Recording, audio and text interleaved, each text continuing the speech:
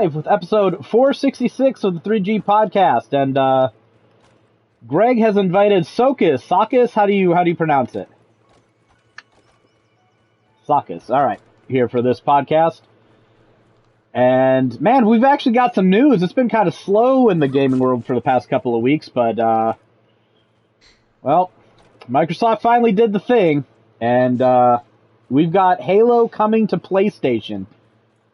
This seems like an inevitability today, but man, if you go back 20 years, this would be like having a Mario Kart game on PlayStation. Like, this is bizarre. Master Chief... Yeah, it's as bizarre as the Nintendo Sega stuff. I mean... From growing up. It is really sad. There's literally a Sega emulator and like so many Genesis games on the Switch. Yeah, I guess it's... Sega died so fast, comparatively, that... I don't know. You felt that it was inevitable that you'd see Sonic on Nintendo hardware eventually, right? But Microsoft has just been lingering around like a bad fart for a long time now, and I guess in hindsight, the Xbox brand was dead when Matrick did his bullshit. Like, if you don't have the internet, we've got a console for you, the Xbox 360. That I guess is going to go down as the moment when Xbox died for me, because they lasted way longer than that. I mean, some optimists might say they're still around, but they're really not. They made a console after that. It's not letting me join your game. Oh. It's given that error that it used to give. Also, my headset won't stop popping, so I'll have to be muted most of the time. Well, geez, because Rebecca has certainly some things to say about all this. I don't know why this game is doing this weird stuff now. It's exactly why I didn't want to. It's making me enable crossplay for some reason. Were you able to join? Yeah, I'm still enabling it. Oh, okay. Then I might just have to quit the game and fuss around with something. 3rd and 8. Neither of these offenses look like they can really figure much out. Alright, this would be a good time to get a stop. I'll wait and see if Greg can get in here before I fuck around and do anything. But, man, Master Chief used to be a huge figure in gaming. Like, join failed. Okay. You probably shouldn't leave your game on all day. Well, no, last time was a problem, because I would save it or something. Ooh, tip the pass. Good job. Hey, look, defense. Are you gonna give us the play-by-play all the whole time? No. I should turn this off. I wouldn't know anything about defense. Nah, of course they call it defensive holding on the Packers. Rigged ass game. I'm turning it off. Refs are cheating.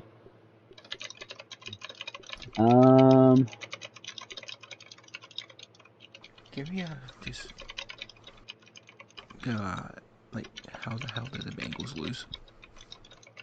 Those are the Bengals. Holy shit. Okay, crossplay enabled. You can only play with crossplay friends. Whatever, it should be fine. Host online game. Continue.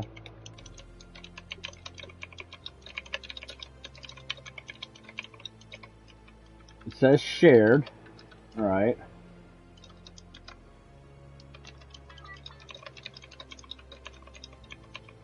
Oh, this game's such a pain in the ass.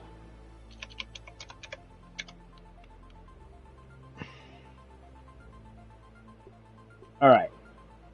Does that actually do it? Alright, see if you can join now. Joining? I'm in a lobby. I'm creating a lobby. We'll see how it goes. Oh, very good. So Sokis, can you say it for us so we hear it? Sokis. Where'd you get that name from? Yeah, where'd you get that from?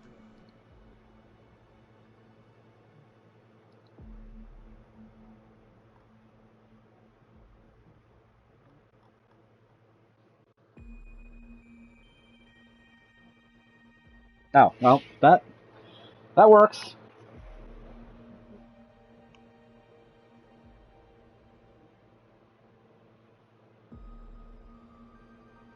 Yeah, I mean, I think I made BK Stunt when I was like 16 or something. Haravan is a D&D character I made when I was 11. Okay, Rebecca's in the game. I'm coming. I initially had Master VG like in numbers, and then I just switched to Master V guides recently. Wait, you had like That's leap better. speak for your name? No. It was just Say- it was technically like on GameFAQs. The numbers are like my birthday. Oh, okay. I see how it is. I used to be Anonymous Chica, and then sometime, I think it was like 2008, I became Nocturnia.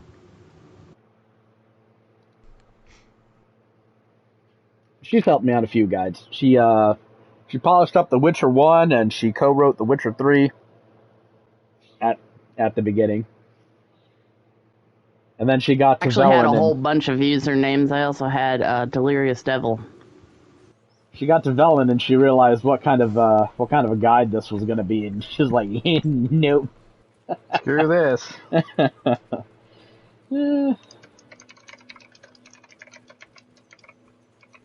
A Witcher? Oh, okay. I had to get a guide for that out in 5 weeks and 5 days. Yeah, that was rough. That was rough. There was a lot of media missing that it took a few revisions to go back and add. So. Yeah, he's done a lot of guides. You realize this? Who? What? Paul's done a ton of guides. I figured most of us had. And it was after Velen. It was that stupid fucking quest where, like, you're in some, like, basement with the widow or some shit. No, and that's there's, that's in Velen. No, where, what's his face? The Letho, guy comes yes. up, but only if you didn't kill him. No, that's in Velen. Is it? Yes. Oh, maybe I'm thinking of Whiterun. Yeah, you're thinking of the prologue place. Yeah. Right. Whiterun is Skyrim, I think. What is that well, prologue whatever. place called? I can't remember what it's called. Well, I just woke up. I don't know. It's all the same. There's a Orbweaver Jr. in here too, right? But yeah, I don't know Halo's how they're getting in here. Halo's coming to. Well, we don't have doors. Halo's coming to PlayStation. Like, man, you used to not be able to go online without hearing people argue between, like, Call of Duty versus Halo used to be a big debate, and it's just like, obviously Call of Duty won that one. Like, once 343 took over, they didn't have any ideas for what to do of their own when it comes to gameplay, and they just Call of Duty-ified the entire Halo franchise, which, I mean, I never played the game multiplayer, so I don't really care, but Who knew the biggest Halo killer was Microsoft themselves? oh, well, I mean, in hindsight, that should have been pretty obvious. Yeah, you had talks about, like, which FPS was going to be the Halo killer. And it's kind of a cliche to say that you liked Halo back in the day, but man, Halo CE was fucking transformative. It's why everyone copied it. The whole, dual weapon limitations, grenades actually being useful. It was a novelty back in, 2001? And I don't think I played Halo until, 2004? It was when I moved back from Pennsylvania. I bought an Xbox, finally got around to playing it, fell in love with it over the summer before I started college, and some good shit. Actually, really big fan of the Halo CE campaign, so kind of groovy that it's getting a remake. There's some things to nitpick about this remake. But I don't know. People complain about things way too readily. Like, you're never going to get the perfect remake. The fact that they're even remaking something is enough to piss enough people off. So I watched the trailer for it. I watched the 13-minute video where they're on the silent cartographer going around. I'm sitting here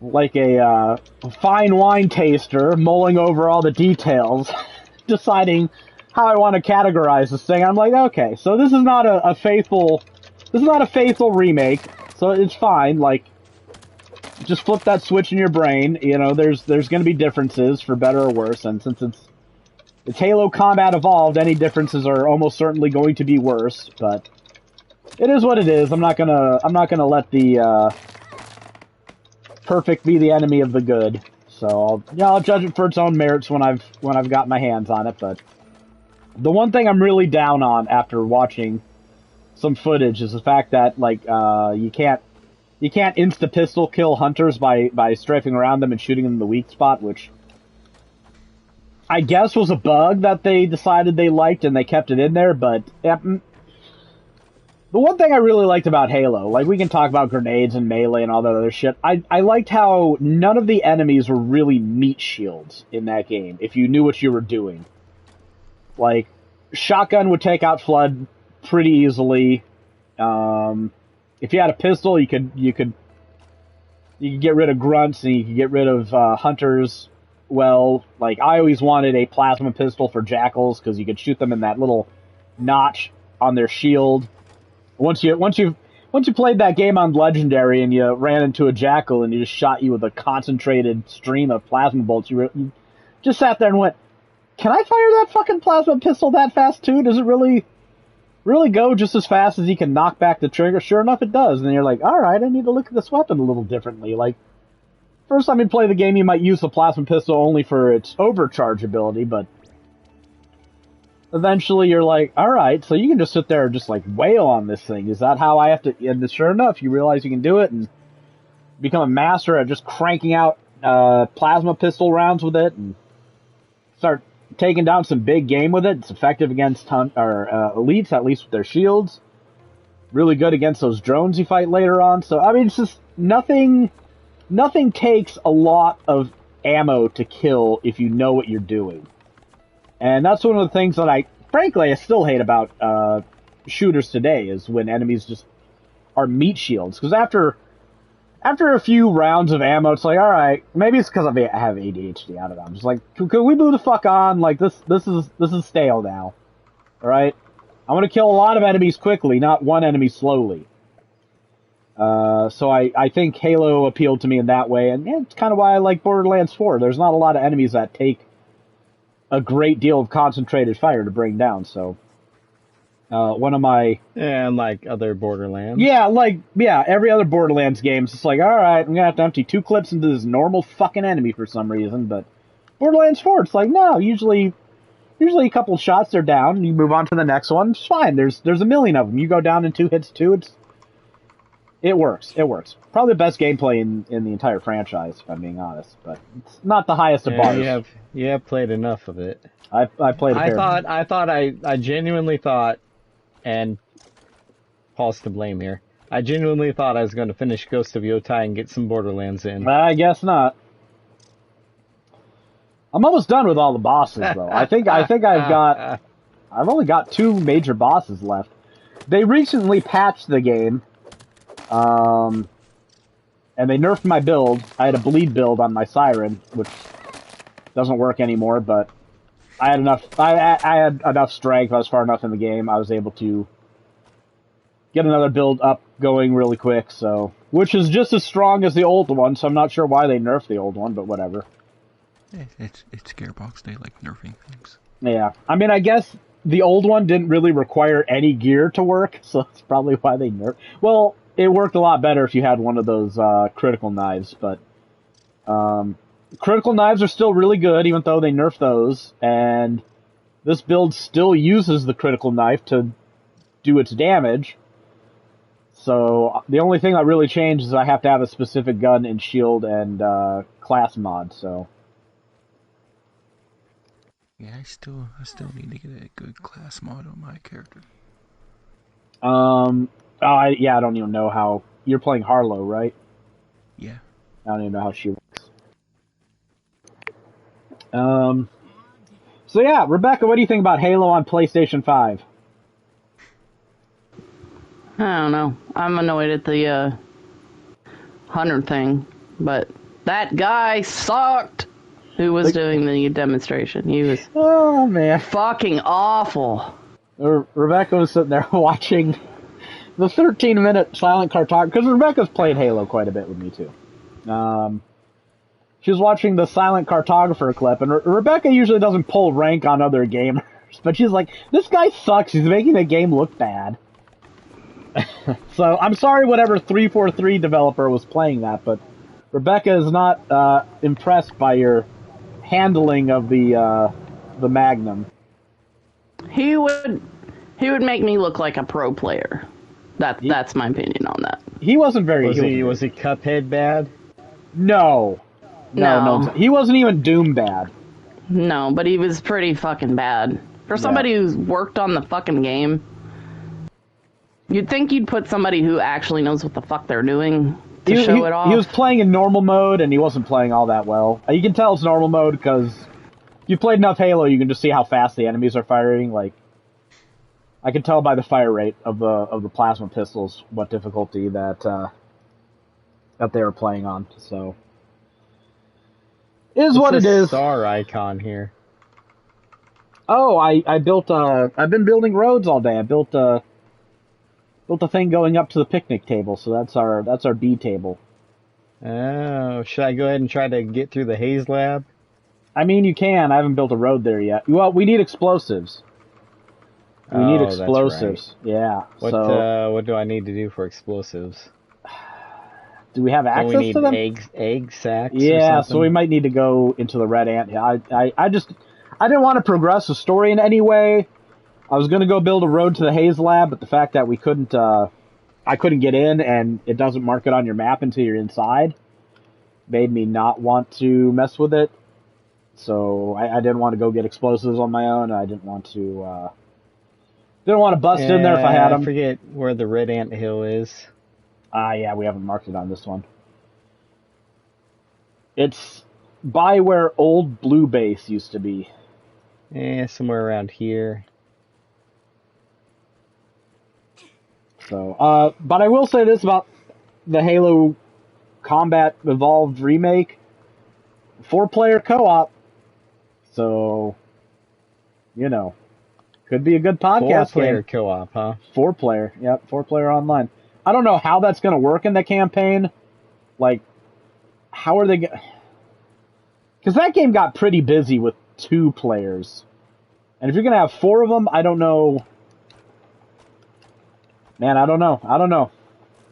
They're going to have to add a lot more enemies into the 4-player campaign to make that work.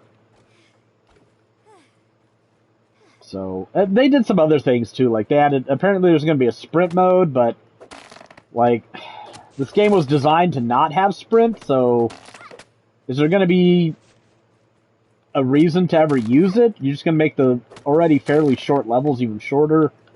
Apparently they're reworking the library level, which, Halo purists might complain about, but that level kind of sucked. So, I'm interested to see if they can make it less of a scab, less of an annoying part of the game to play. It always sucked to go through the library. Has anyone here played the Halo campaign except me and Rebecca? Yeah, I played through it. Okay, but you didn't play through it like a bunch. Okay. Okay, so Sokus is a fan. Because I played through, like, bro, I played through that shit so much that, me and my friend would play through it and we'd go up through the difficulties, and eventually when we beat the game on Legendary, we went to Hot Topic. Yeah, back when Hot Topic existed. I think it still exists, but who's gone there in the past 20 years? We went to Hot Topic and bought a t-shirt with, like, the Legendary difficulty symbol on it, and we'd wear that shit to our favorite pizza place. We were such dorks, man. I say that in the past tense like it doesn't still apply, but Man, those were the times. And then we tried to beat Halo 2 on Legendary, and we learned real quick we weren't as pro as we thought we were. Fucking Jackal Sniper. Yeah, right? Holy shit. We got past there. I can't remember where we stopped. We stopped at like where you're in the ruins that looked like all Mesoamerican. And I don't remember why we stopped there, but that's as far as we made it. So yeah, I guess it just wore on us for longer than we thought. And I think there were Jackal Snipers on the level we just beat too before you beat the what are those guys called? Hierophants? I can't remember. The Covenant leader dudes. Little bastard on this little vehicle. I can't remember what they're called now, but man, that series used to be so great. Now it's just sludge for the worst sort of fucking multiplayer. Oh, game. I found it. Oh, you found the okay. I should be helping Greg out, but here I am. So it is kind of sad to see this happen to Halo. Like when Bungie and Microsoft got a divorce, and Microsoft kept the kids. I don't know. You knew Halo was going to change, but I kind of assumed somebody was going to come out the winner of that divorce. But Microsoft and Bungie and Halo, they all kind of just got terrible after that. I'm not going to say they all needed each other, because I think Bungie was burnt out on Halo. And of course Microsoft just wanted more slop. But I don't know, it's just strange that they all suck now. Like, somebody usually wins those divorces. It's funny you say that, because and then they spent, what, 10 years or 11 years on one game? Or two games? Was it Halo Infinite? I mean, Bungie. Oh, yeah, Destiny, and yeah. Like, I mean, we played Destiny 2 on this podcast a bit, and, I mean, it was fine, but it was just boring. Like, the gunplay was there, and that's if that's what you want solely out of these games, but man, the story sucked. And like once you've done the same event more than once, you're just like, all right, is there really like no substance? This is all this game is doing these same events over and over and over again. They just need to make a single player game. Just get back together with Microsoft. I know it's not happening now, but Make kissy faces, and man, I remember watching Arby and the Chief back in the day. Remember that from early YouTube, Arby and the Chief? Holy shit. And then, the Halo 3 launch was absolutely insane. I didn't go to the midnight launch. I had college at the time and work, so I wasn't going to a midnight launch of Halo. But I tell you what, as soon as I got out of college for the day, I drove my happy ass down to GameStop. I picked up a copy of Halo 3 and went home and played it. And yeah, me and Rebecca, we went through that and eventually beat it in Legendary. Oh man, good times. I mean, they give us a trophy list. That's we're going to do it. We're gonna try, yeah. I mean, I can beat Halo 1 in Legendary. He abandoned me during Legendary on a flood level. I did. I had to do it by myself. We were doing that last flood level when you're in High Charity with the flood on Halo 3. That level sucked. And I was like, we're sitting here going, because I thought we were gonna blaze through it, and nah, man, we kept getting killed, and I was like, fuck this, I gotta go to work. I don't have time to fuck with this anymore, so I got up and went to work, and Rebecca... Convenient that. I did have to go to work! Oh, there's a wolf spider in our house. Ah, punk. And of course, he's walking through the floor now. As they do. I am normally assaulted by water fleas constantly. And now that I'm looking for them, I've found one. Why are you looking for water fleas? Because I'm trying to get the comfort level up in the house. Oh, well, you got to 3, so that got us another perk. Yeah, it just got us to 3. Yeah, she powered through that entire level on her own. She would make progress, get killed. She'd keep my character in the back to serve as just I guess a respawning decoy, and she just powered through it in the least elegant way possible. But I got home after my shift, and she was like, "I beat that level for you." I'm like, It "Good, now took we never have to do that again." hours to do that. It was very slow going. Because Yeah. if you died, like, the enemies would all come back and you'd have to do it all fucking again. So I was like, okay, you're my respawn beacon. So Good times. So we cheated, but We cheesed whatever. it. I fucking got it done. Let's just call it that. We cheesed it. I don't feel bad. That level sucked. That's a notoriously bad level. Worst level in the game. I don't think most people will disagree with that. But yeah, you normally... Okay, I will say this, Greg. If 343 puts a trophy in Halo 1 about completing the game like on Legendary Lasso or something, it ain't happening. I don't think I'm that good at Halo. Like, that's when you're gonna want to be doing like speedrunning techniques to avoid some of the misery, and it's been a while since I've had the art of like grenade jumping down, and I can't make any promises. I can promise to get us through that game on Legendary. I can't make any It's been a while since I played a Halo game at this point. It's been a while. Like, the series kind of lost me when Bungie left. I was pretty much done after Reach. My original Halo 1 buddy, he's tried to drag me through those other campaigns, but I don't know. It doesn't feel right anymore. It's not my thing. Still scored a touchdown. Yeah. Green Bay sucks. Fucking losers. Well, I'm usually dragging you through games, so that all sounds right. Somebody is. Alright, hey, you stay your ass off my roads this game. How about that? No. Build your own way up to the upper yard. No, that sounds horrible. Okay, well then you ain't dragging nobody through nothing on this one. Just use my roads like a bitch and say, yes sir, I'll use this road. Where's the toll booth? The toll booth has been paid, trust me. I gotta do something. Oh. Fatigue from Dragon Quest. That's something. That's a thing. Yeah. I got a whole nother one to go, so we'll see. We will see. Now I got Jared working on that one, so I'll be a little bit lazy with the second one. Let Jared take the lead. Let him pull his weight. Fucking Jared. Feeling refreshed. But you beat Ghost of Yotai, right? Do you have a review for us? Oh, that game's beautiful. Fun. It's got more weapons than the first one had, what, stances? Yeah. This one replaces stances with weapons. I think it's a good very change. fun. Each weapon has multiple special moves in it and combos. It's a good change, yeah.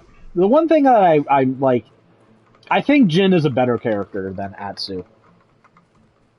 I like his transformation better.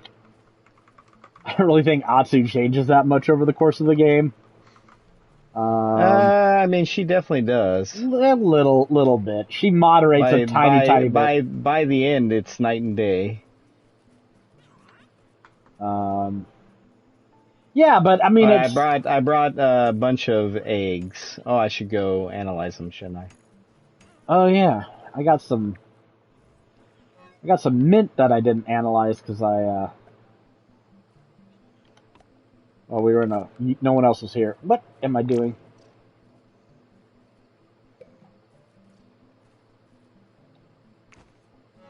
Okay, well, that was dumb. Deposit stack. There we go. That's better.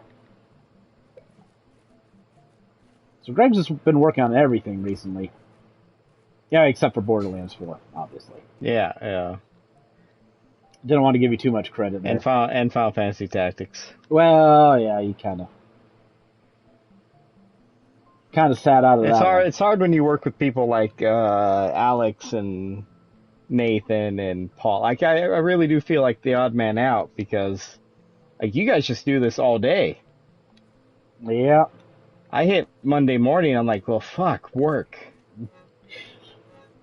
I got to stop working on my guides to go work on my job. Yeah, it's rough.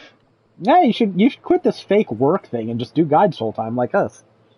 Yeah. People who don't. Well, I don't know. I don't know if Sokus has kids. I'm gonna guess Sokus doesn't have kids. You got 3. Are they all on this podcast? Swing and a miss. Gross.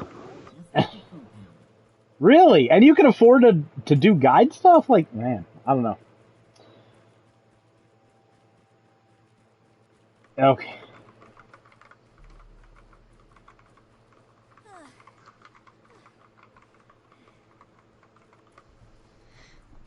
Cost of living must be something else over there. And we need more fungal growth to make use of these eggs, like desperately. Don't know where you get it from. Where I get what? Fungal growth? Oh, from like literally anything you kill in the haze. Ah. Like I live in a low cost I of better go do living that. area, so and Rebecca works, so I can afford to get away with this, but man. Yeah, that helps. Plus no kids. Plus no kids helps. Yeah. Yeah, no kids. Well, 4 corgis. That counts for I something. say he has 4 dogs. My little fuzzy buddies. Sorry, 3.5 corgis. There's a time there I was making nearly as much as Rebecca, and that kind of felt wrong. Because, she has a grown-up job, and she should probably be making, like, 3 to 4 times. Well, she's probably making at least 50% what she's making. At least. I think that's just the average for where she lives. But, I don't know. We got some other news here. There's a fair bit of it. Since we were talking about shooters, I just want to cover this really quick. Bolt gun? Bolt Gun 2. I'm I'm in a 40K. I like the 40K. I do the 40K stuff. Jared showed me a clip of Bolt Gun 2. Apparently you're going to be able to play as a Sister of Battle in that game.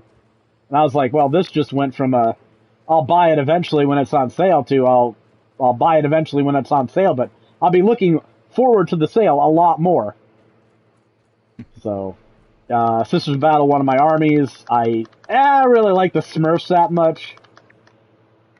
But, it's not going to stop me from playing a game, but much more eager to play Bolt Gun 2 now that I know that you can play a Sister of Battle in it, so that's cool. He also You played the first one at all? I played it a little bit. I know Greg beat it. Yeah. The first one, it's fun. It's basically Doom, but with a bolt gun flavor, of course, skin, whatever. I mean, I can't get over the graphics, like I mean, it's better than Doom because it's got actual 3D and jumping and it's got height. and You can jump over enemies. You know what I mean. I know what you mean. Did you taunt a lot, Greg? Greg, Yeah. did you taunt a lot? Did I do what a lot? I'm sorry. Did you taunt a lot? Yeah, yeah, I did. That's like one of the best things. I'm not even sure if it helps you. It's just fun.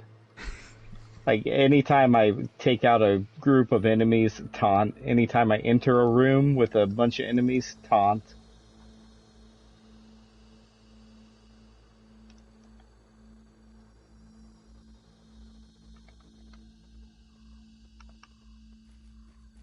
But now you can taunt as a Sister of Battle, which is a far more interesting faction than the Ultramarines. I mean, literally any Marine is more interesting than the Ultramarines. Fucking Smurfs. They're in everything. I really hope they put Space Hey, Marine how 2 on much? sale. How many stink bug parts do we need for those 4 eggs to make 4 more bombs? I mean, we should have plenty of stink bug parts. Oh, I meant fungal growth, whatever, because I used it all On what? on bombs. I made 2 bombs. What do we need fungal parts for? Bombs. Well, I don't know. I don't know how many bombs you have. We got 2. We have 4 eggs at the house. Said therefore- bombs like 4 times before Yeah, you I asked what don't- he's making it. Yeah, I don't know what he's hearing, but we want to use those 4 eggs. How many fungal parts do you need to make 4 more bombs? You need 8 fungal parts in total. We have 1 over here at the house, so you need 7.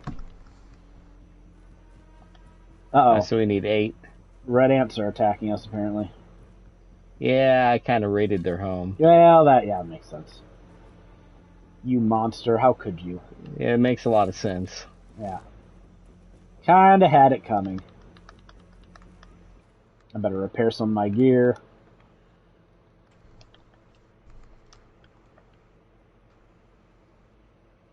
Oh, right. I keep forgetting you can't repair it from the quick slots. Alright, repair. I only have 2 mosquito beaks. So, Rebecca, you know what happened the second we were, like, when I was playing the game today? I remembered vaguely that we needed ladybug heads for stuff. And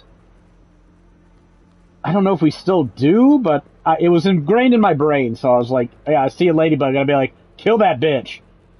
And so I was killing ladybugs. I killed 4 ladybugs, got 3 heads from them. And I'm like, oh, of course. Now that the last stream is over with. Now that you, yeah, that's yeah. We did need one. Well, they're here. That's how I got us to level 3 comfort. Oh, okay. Well, there's a couple ladybug heads here because I was killing them. There the ants. I was killing them and they were dropping heads like nearly every time I killed them. So. You know, since we have Sokas with us, we should ask what made you get into guide writing.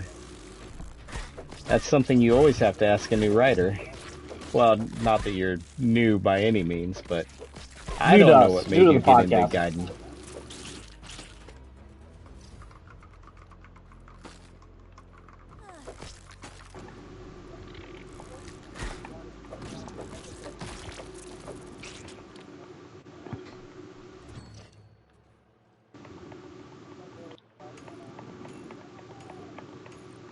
We got a thief. I think it was something fairly similar for me. I remember playing Fallout 3, and I mean, Rebecca and I we would hot seat games back in the day because didn't have money for 2 consoles, and if one of us found a skill book, we'd write it down, and eventually we just ended up with a big ass text file full of all the stuff we found. And I'm like, you know what? Why don't I put this somewhere? So I think I posted it in the GameFAQs thread, and I'm like, you know what? Why don't I organize this up and just write a proper guide for it? And then I didn't for a while, and I ended up writing an Icewind Dale guide instead. Don't ask how that happened. I don't understand the thought process behind it. But I eventually got back to Fallout 3. I did a character creation guide, and then I was like, all right, so you know what? I've done this much. I've done a guide for...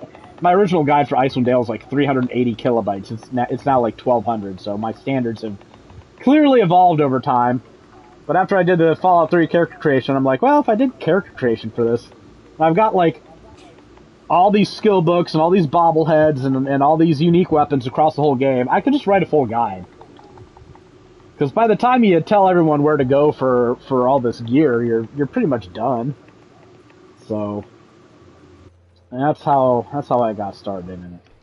Oh, I distinctly remember back in the day when I was on my rampage. I say rampage of guides. I was way faster than I am now. Before you bred. Yeah, I only had 1 kid back then, probably. Gross. Paul used to write for every fucking game that I wrote for. Every fucking one. And it would always be me and him side by... There'd be like 2 guides. It would be us. At first, I was annoyed. But after a while, it doesn't really matter in the end. It's just we have such similar tastes, apparently, when we're left to our own devices.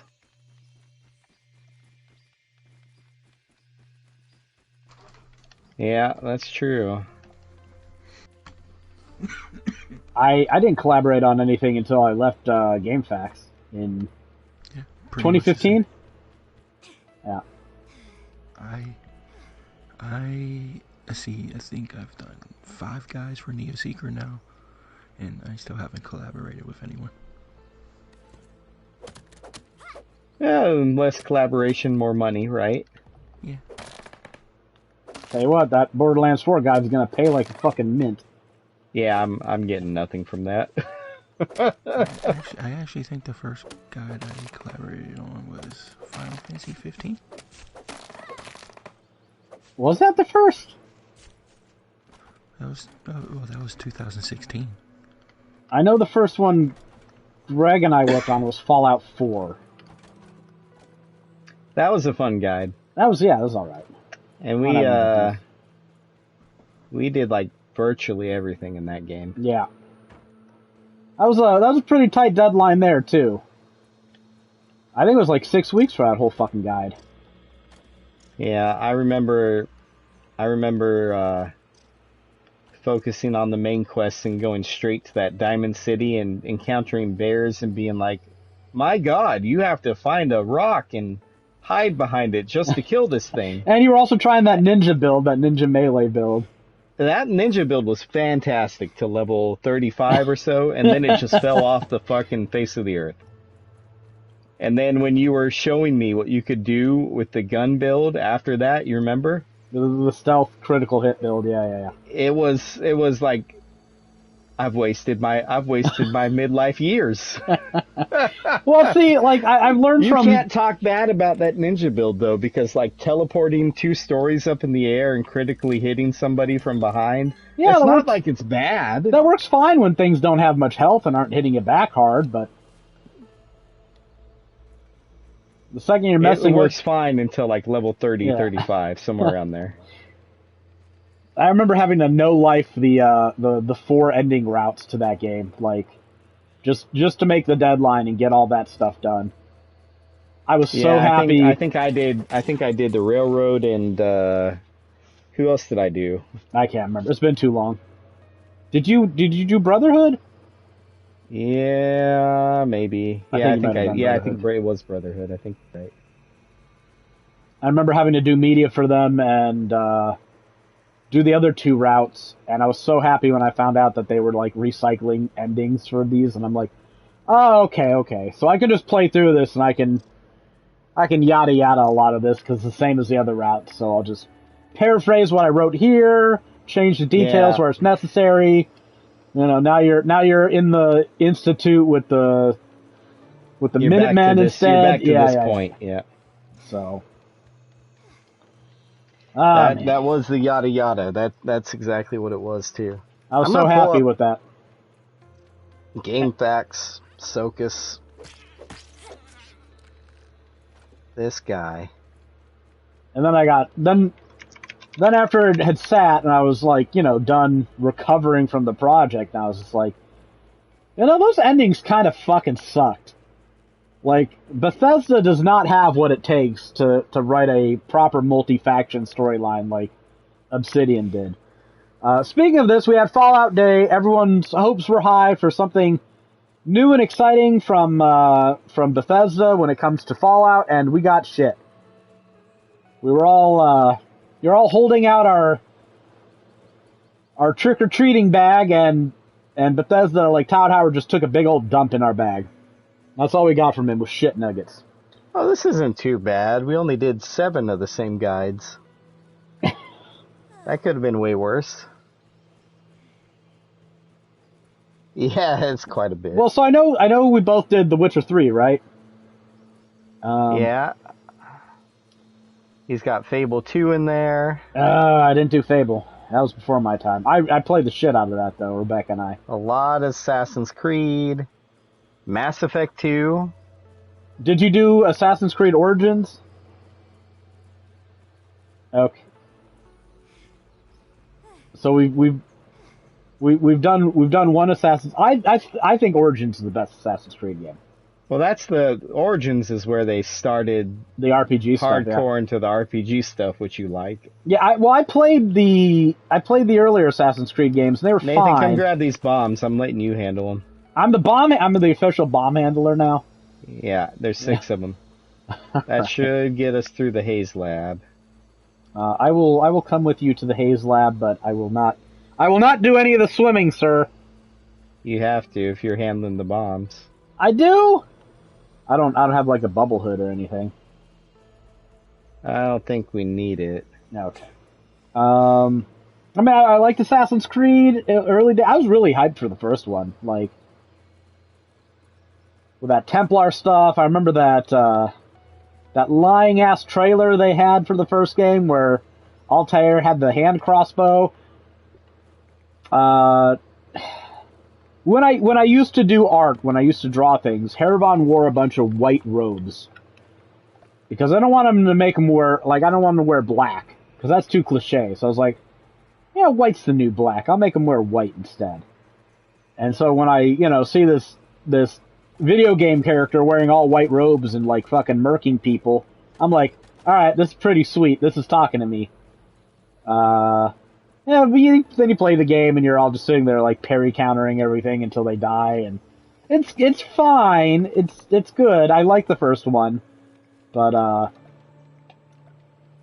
don't remember my hand crossbow ever making it into the game. Took him a little bit to get that hand crossbow in there, but that's okay. It's still a good game.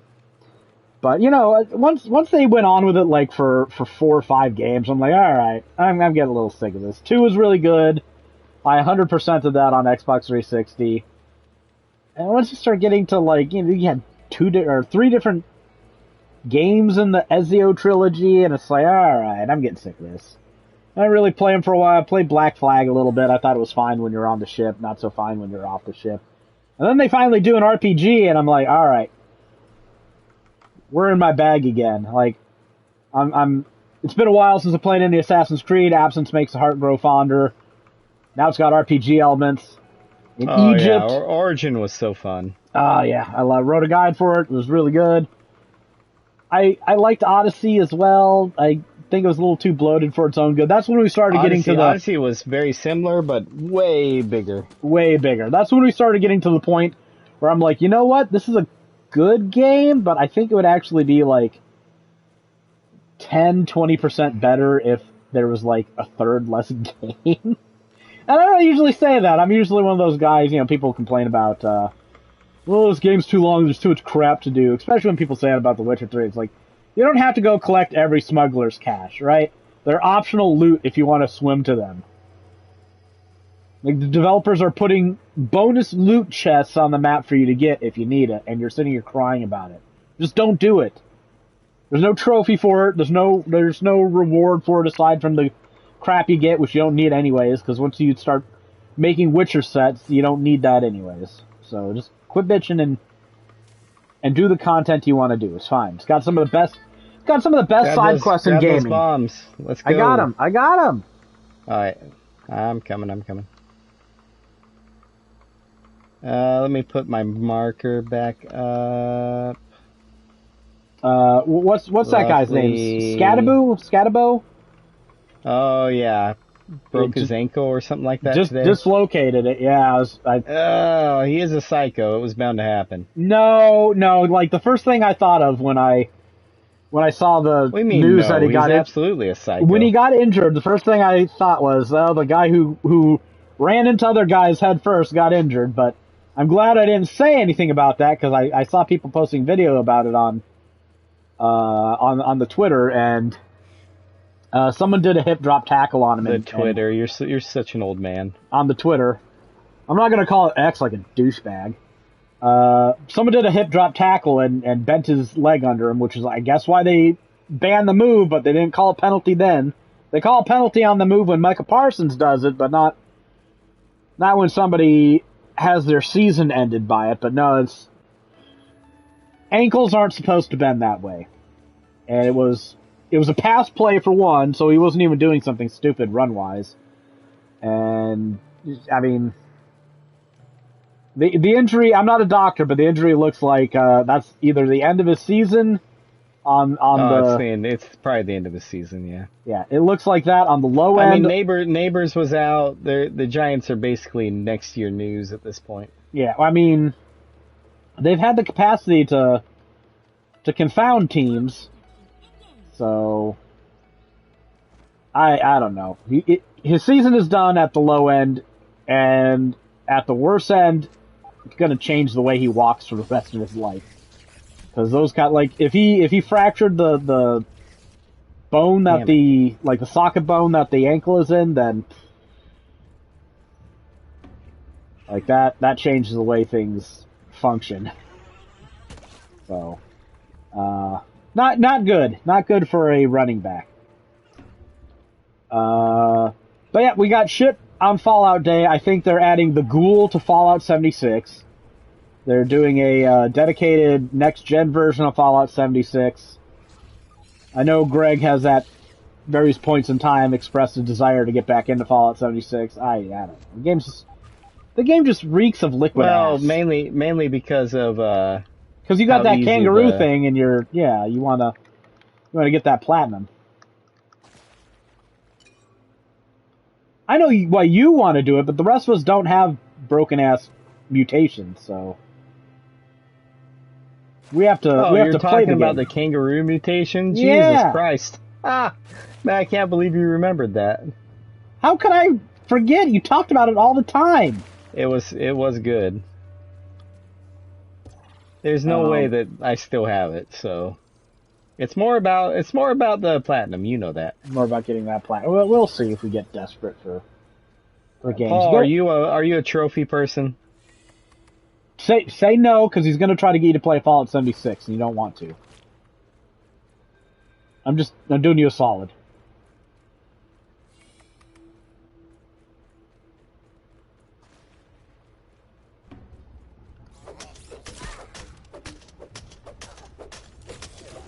He's not a dirty whore like the rest of you. I'm sorry.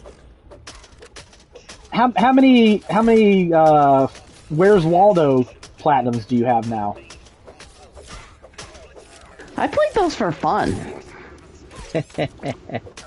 Listen, you should have the time for a massive trophy list and be one of the most prolific reviewers of all time. And a shit ton of guides. Do all. Yeah, but not everyone's going to neglect their children. Yeah, just don't be with your children ever. Or push their children to work, earning platinums for them. Put them on the platinum mines. Yeah.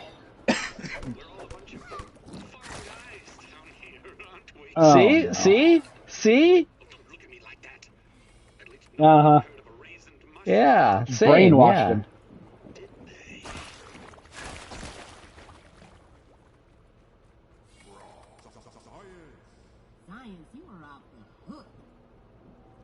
Is that door not open?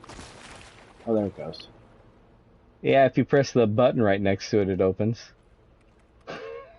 I'm too busy This is why Nathan needs me.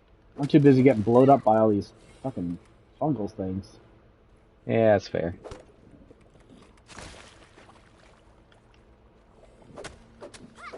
I do not know what more I need to do to get this to fucking level 4 coziness, but it's been fucking annoying. I've built so much shit. Probably need to unlock more of the things. Well, we have the hot tub unlocked, but we need Evercharge and Evercharge charcoal and pine cone. Yeah. We're gonna need to farm antlions at some point. The thing that really annoyed me about that Fallout Day thing is they trotted out Obsidian developers to talk about New Vegas, and the only thing they announced was like a collector's box, just a box of swag with a code for the Fallout New Vegas Ultimate Edition on Steam, and it's like, are you fucking shitting me? $150, $155, I think, for some of the worst swag collectibles that you've ever seen, and then a $5 code for a game. Like, this is what you gave us. You know it's an anniversary. They should have done, you know what they really should have done? They should have done a New Vegas lunchbox so that you can put it right up with your Fallout 3 lunchbox. I mean, it would have been better. It would have been better, absolutely. They couldn't have done much worse. They should have done a fucking remaster is what they should have done. But apparently that was too hard. Obsidian's working on Outer Worlds, though. Well, get someone else to do it. There's other studios you can get to do remasters. They're also working on Grounded 2. Yeah. They've had a very busy year. Like, they got Grounded 2 playable. They released Avowed. They released The Outer Worlds 2. Like, they've been some busy bees. But, we've been getting more news from Microsoft. Apparently they're trying to push, like, a 30% profit margin. Like, that's been the orders from the CEO, 30%, when the industry average is closer to 10. I don't want to speculate, but I'm going to assume a lot of the studios they bought are not long for this world, and if they are, they're going to be in the slot mines. Because it's kind of hard making. I sure do remember that. It's kind of hard making 30% profit margins on 8 out of 10 games that take a while to produce. So, which is pretty much like entirely Obsidian's thing. Like, if first thing I thought when I read that they're going for a 30% profit margin is, oh, that's Obsidian's cooked. They're done. Like, there's no way the studio survives long term if Microsoft is doing that. So, you know, that's not good news. But it's speculation at this point, but I'd be surprised if we have Obsidian in 5 years. You know what? I don't know how to get to where Greg went. Through the water, no submerging required. No, I'm at the door. It just closed. So I guess it locked behind you or something. Did it really? Yep. Lame. Get it, Greg. I believe in you. All right. What other news we got here? CEO Amy Hood setting to go 30% profit margin for the Xbox brand, which is roughly the peak profit margin for gaming under optimal conditions compared to the standard 10 to 20% range. Developer revenue is weighted against member-weighted value. Since Game Pass cannibalizes sales, some of your profit goal can be mitigated with Game Pass playtime. The door is open again. No. I'm getting stuck on walls. Top level gaming here. Effectively, only the most profitable game or genres and studios have any chance under the system, so expect to see less innovation, less risk, more scummy live service shit from Xbox games going forward. Actually, how have they not learned this live service stuff just fucks them in the end? They've seen it over and over. I mean, you'd think it took Sony a while to learn that lesson, assuming that lesson has indeed been learned, which I'm not taking for granted, but maybe it has been. It would be a real shame if Microsoft was just now entering their live service dark ages when hopefully Sony is coming out of it. Like, if you're wondering why first-party games have been so slow this generation, it's because they had a bunch of live service games in the work that they canceled. Like, literally all the output you would expect from pretty much any first-party publisher, aside from Nintendo, has been squandered on chasing the live service whale. So it's not been good. Fortunately, multiplats exist, and they've been keeping us alive. They've been doing us pretty well. Alright, I got the scam, since Greg couldn't bother to do this. Oh, yeah. Hey, come get these bombs over here. Ooh. Get out of the way. Thank you, bot. We are not in the business of buying views. If anyone started watching this, I'd have to put effort into it, and that is not what I want.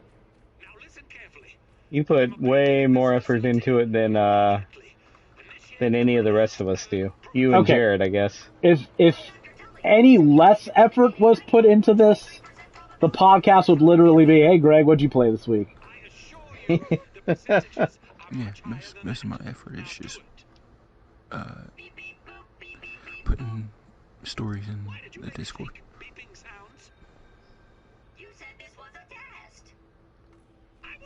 I mean, that's fair. And most of the time, I just see them. I'm like, I'll do it tomorrow or or the next day. Sometimes I see it. I'm like, I'll probably make it on the podcast, but I don't feel like doing a news sweep. We usually use Gamatsu for our news because it's fairly unbiased. Sal's a pretty straightforward I mean, reporter. this podcast really is just an excuse to play multiplayer games and get platinums. Yeah, kind of. It doesn't hurt to actually talk about what's happening in the gaming industry, though. See, the problem with Jared is, I mean, aside from his stupid face, but aside from that, the problem with Jared is, like, Gamatsu is kind of his, like, only source. Which is, like, fair. Sometimes, like, when I haven't had time to fuck with the news, I'll just go on Gamatsu and I'll scroll through the week in news and I'll put whatever is there. But, like, if it's not on Gamatsu, Jared's probably not going to put it on Discord. Well, most of the bigger stories are always going to be on Gamatsu. Yeah, most of them are. But sometimes when it's, like, explicitly Western game-focused malfunction or controversy, Sal doesn't seem to care to report on that as much. Yeah, he's strictly basic news stuff. Yeah.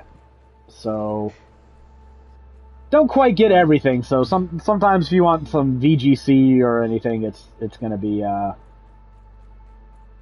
me finding it. And then, I'll find it on Twitter. I'll see something video game related trending, and I'll be like, all right, maybe this is worth talking about. It's the other thing about it's kind of fucked up that we are getting a Halo game on PlayStation before we're getting another Fallout game. Like, that really shouldn't be the case.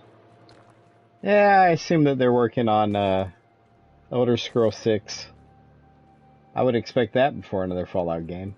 Man, it just feels like we've got nothing from Bethesda in forever, because Fallout 76 kind of sucks. Really sucks. Well, they did that, then they did Starfield sucks. I was going to say, do we really want anything from Bethesda? Not if they're going to keep giving us what they've been giving us. I mean, Starfield came out on PS5. I'd probably blaze through it for a trophy. It probably will. It probably will. It should be easy enough. You know what? I'll do this right now. 2026 predictions. We're going to get Starfield on PlayStation 5. I mean, that's pretty much a guarantee. It seems pretty obvious. That's the middle space where the bingo would be. There's been rumors Right. circulating about Starfield on PS5 for like the last year. There's no way I'm paying any real money on this. There's just no way. Like, you're going to go out and pay $50 for Starfield on PS5?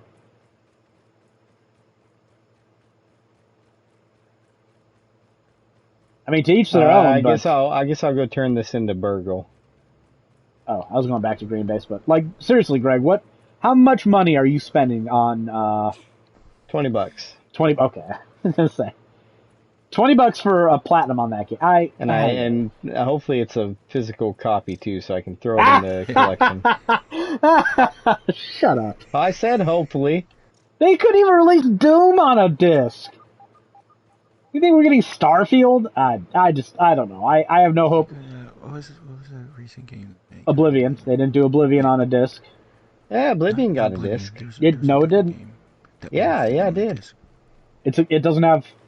You can't launch it. It literally only has the sewers on it.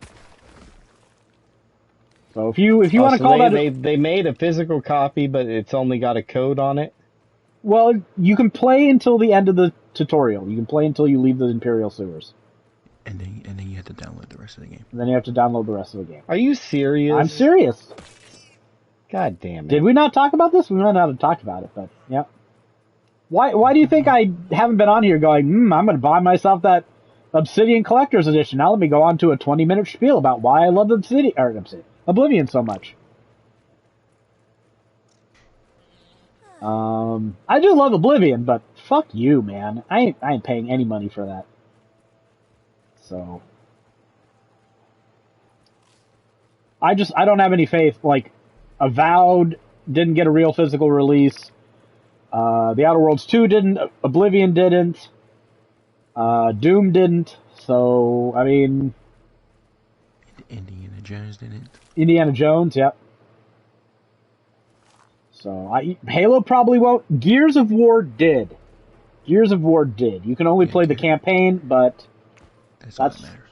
Yeah, that's the only thing I want to play anyways. So we got that in the mail the other day. Earth Defense Force 5 and Gears of War. So those are two more potential podcast games. Or Rebecca and I will just play Gears on our own, because, man, I love fucking the first Gears of War. There's some good stuff there. Somebody dropped a shovel and a hammer, and I don't know who, but... I did it because they were annoying me because they kept making my shit go in one of the boxes.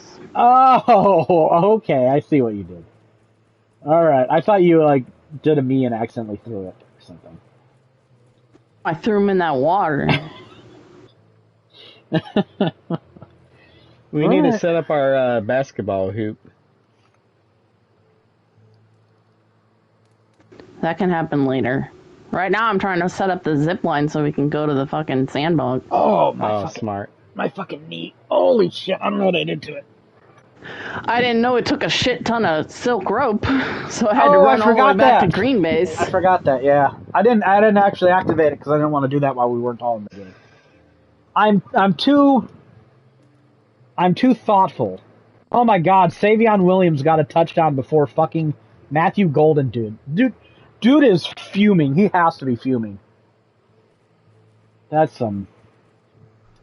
Well, whoever has, Kraft got 117 yards receiving already. Yeah, Kraft is he's a top 5 tight end in the NFL. You have Kraft on fantasy, right, Greg? Yeah. I traded him. What? You traded him for what? He better be one of the top 4. Okay, well, he's the only guy scoring any points, so over 100 yards and a touchdown, so hope it was worth it. Yeah, well, It wasn't. Yeah, let me store some. Kraft is MVP of the year, in my mind. He's definitely the MVP of that offense, that's for fucking sure. Oh, what other news we got here? There's a whole bunch of stuff going on with Microsoft. We already talked about that. You know what? Let's talk a little bit about ethics in games journalism. How about it, Greg? Why? Well, you fancy yourself a reviewer, and you sent me some text the other day feeling out whether I thought it should be in a review or not. And, no, actually, man, this might be like the best segue of all time. There's also some controversy about the content of a review for The Outer Worlds 2. Here we go. Video Games Chronicle posted these lines in their review. And, I'm not like an expert pro super duper game reviewer. I'll do it if somebody, pays me to do it, but otherwise you just get my opinions for free on this podcast. So what's that say about the people who pay me to give them? Every review I've ever done has been for free, so. Whoa, loser! Unless you count them sending me the game as payment. That's something. Yeah, I guess I've done that maybe a dozen times or so. I hope they asked me to review Dragon Quest 1, because I got all the thoughts. Anyways, this is from Video Game Chronicle's review of The Outer Worlds 2. That being said, my gripes with Obsidian's latest became more prominent when I wasn't pulling a trigger. For starters, the anti-capitalist sentiment of the first game gains a different meaning in our current context. When you boot up The Outer Worlds 2 for the first time, Moon Man, the not quite a Vault Boy equivalent mascot, tells you that any similarities to real-world dystopian corporate-branded hellscapes are purely coincidental. The satire is there from the start. Hellscapes, yeah. In the modern world, it's impossible to divorce these rhetorics from the fact that Obsidian is an Xbox game studio under Microsoft, a company that has perpetually laid off workers and shuttered studios in recent times. Some of the quotes provided by Xbox spokespersons ring similar bells to the corporate talk you can find in The Outer Worlds 2, such as saying that redundancies were made to enhance our efficiency. There were caves. People took umbrage to this sort of social and economic criticism being in a video game. What are your thoughts Who's about it? people? This reviewer? Yeah. People complaining about it being Twitter idiots. I very much divorce, for the most part, real world problems from video game reviews, because people aren't playing these games. Usually, the vast majority of people aren't playing these games to see what their thoughts are on today's political climate. Oh, Like, come no on. one's fucking doing Come on, that. come on. It's 2025. No one's doing that. If you put a fucking... Insert year. It doesn't matter. If you put a rainbow flag in a video game, people are going to throw a fit about the content of it. They're going to review bomb it. They're going to talk about not bringing real world... And by put a rainbow in it, I don't mean necessarily having... If a gay person is in a video game, all of a sudden this is a ripe open... There are people out there with Steam lists that have a watch list for games that have woke stuff in them. Come on, are we pretending this isn't a thing anymore? Of course it's a thing. Of course people rate video games about care. Okay, you don't personally care. You don't personally care. Yeah, and most people don't care. Are you sure about that? I'm positive. Just because you hear the talk on Twitter or X or whatever the fuck it is, that's not most people. That is very few amount of people being... That's probably true. There's people who care are not normal people. Yes. But most normal people aren't reading video game reviews either. I mean, the vast they're majority just... of people reading video game reviews don't care about that stupid shit. I'm not sure I agree with that. I think once you start actually reading reviews for a game, you've self-selected yourself into like the quintile of gamer who is more likely to care about this sort of stuff. I don't think so. Personally, when like a video game has these anti-capitalist messages in it, you're kind of opening yourself up for this sort of critique. You really are. Like you can't have political satire in your game and then, cry about it when it's in a review. That's fair, but let's put it into context then. Okay, there's Auntie's Choice. You can totally be a boner for them if you want, or you can be a boner for the Protectorate. Guess what the Protectorate doesn't give a fuck about? Their citizens' living conditions. So, capitalism. And that's not the capitalist faction. The Protectorate assigns you a job from birth. One of Andy's Choice's biggest things in the beginning is, hey, we don't assign you jobs at birth. You can choose what you want to do. That's one of their biggest things for. As long as you're okay with starvation, right? No, as long as you're okay with making sure that you're making a profit for old Auntie. Yeah. Like as long as you're making her bucks, you can do whatever. So, like, the political messages are just baked into this. Yeah, but it's not like the capitalist faction is the worst one or anything. Well, right? no, because is it worse to you? Maybe, I don't know. Make up your own choice. It's Obsidian, so I don't think they're going to take... They're not... It's not Disco Elysium, right? I don't think they're going to come out and be like, no, obviously capitalism is the worst, and if you start siding with... you start picking the capitalist options too much, we're going to let you know that you're doing the bad shit. Oh, yeah, there's plenty of bad shit that they're doing, but it's not, it's not like they're hanging people who disagree with them from... And then this is what the Protectorate people do. If you fuck up, they'll put you in it's like a body device. It's like you're being crucified, but you're in a device just hanging there. Probably until you die. Let's right? We're gonna kill some antlions. Yeah. It's not putting nails through your arms onto wood. You're just like in a in a mannequin device being held up. Well, let's Oh, be fair is that about what we're doing? Killing antlions? let's be fair about what the first game Yeah. did. They had I have the zip line. I'm waiting by it. Alright. corporations. I have to work soon, so Okay, let's go. They had corporations starving literally the entire sector because they were too greedy and incompetent to actually deal with the food supply in a way that didn't have a profit motive that was going to kill the entire society. Right? I'm sure that they all do bad things. No doubt yeah, about it. Yeah, I've only encountered 3 factions so far. that's the cliche false equivalence of video game economic theory is, well, they're all bad. You got the Borg over here, and then you got the Klingons and the Romulans, and they're all bad. You're just picking your flavor of bad. Because we gotta have fake neutrality here. Ooh, these things have a lot of health. Yeah, I mean that's pretty much it. And on the first island, it's basically the Protectorate and Auntie's Choice, and there's 2 big towns. Auntie's Choice is the first town you get to, Fairfield. It's got a bar, it's got a prison, it's got a general store. What the?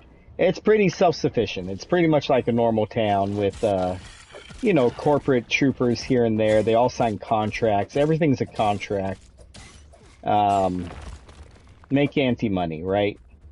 They don't really care what you do as long as you're making anti-money. The other town is called Westview, which is on the east side of the island, of course. And it's been like half of it is flooded. Okay, let me start over. A third of it is flooded. A third of it is been taken over by crab creatures, and the last third is in this giant mansion, just barely surviving. Right? They need robots desperately. They need resources desperately. Like they're hurting. Nobody's helping them. They got one like administrator guy who's all about making sure everyone stays with the Protectorate.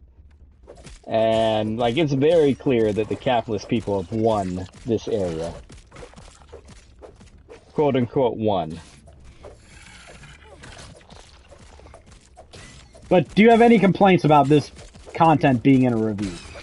Nah, what about him whining that it sounded like he was whining. The satire the anti-corporate satire in a video game doesn't hit as well when the company that There's made two the of game them is over here. owned by a massive corporation that regularly does evil shit. Yeah, but I mean, this guy's probably got a fucking iPad, and he probably uses that too. So No, are we doing that meme again? well, he doesn't care about the sweatshops in China, so like, why would I care Why what do he you has think to their say? sweatshop? China has 90% home ownership. Does America have 90% home ownership? Why do you assume they're in sweatshops? They have a better standard of living than we do. You don't think Apple uses sweatshops? Not in China. Oh, my bad. India? Where? Do we care? Probably India. I mean, at least somebody's making a living off of it. Yeah, so I mean, unless this guy's walking, like, why bring that into a review? Like, So you do people care. not already know all this stuff? Well, you said Is a a lot of people review the don't. best place for this? I think it's fine. I mean, Whatever. I don't, like, it means nothing to me. You're gonna open that. You're gonna base a video game based off of satirizing corporate dystopia, and you're part of an evil corporation like Microsoft, literally providing intel and cloud services to Israel, and you're gonna. No, you don't get to deflect that anymore. You don't get to deflect that anymore. I mean, point it out if you want. It's got, like, were you gonna not buy the game and play it if you were interested in it before? I mean, if they would have put it on a disc, maybe.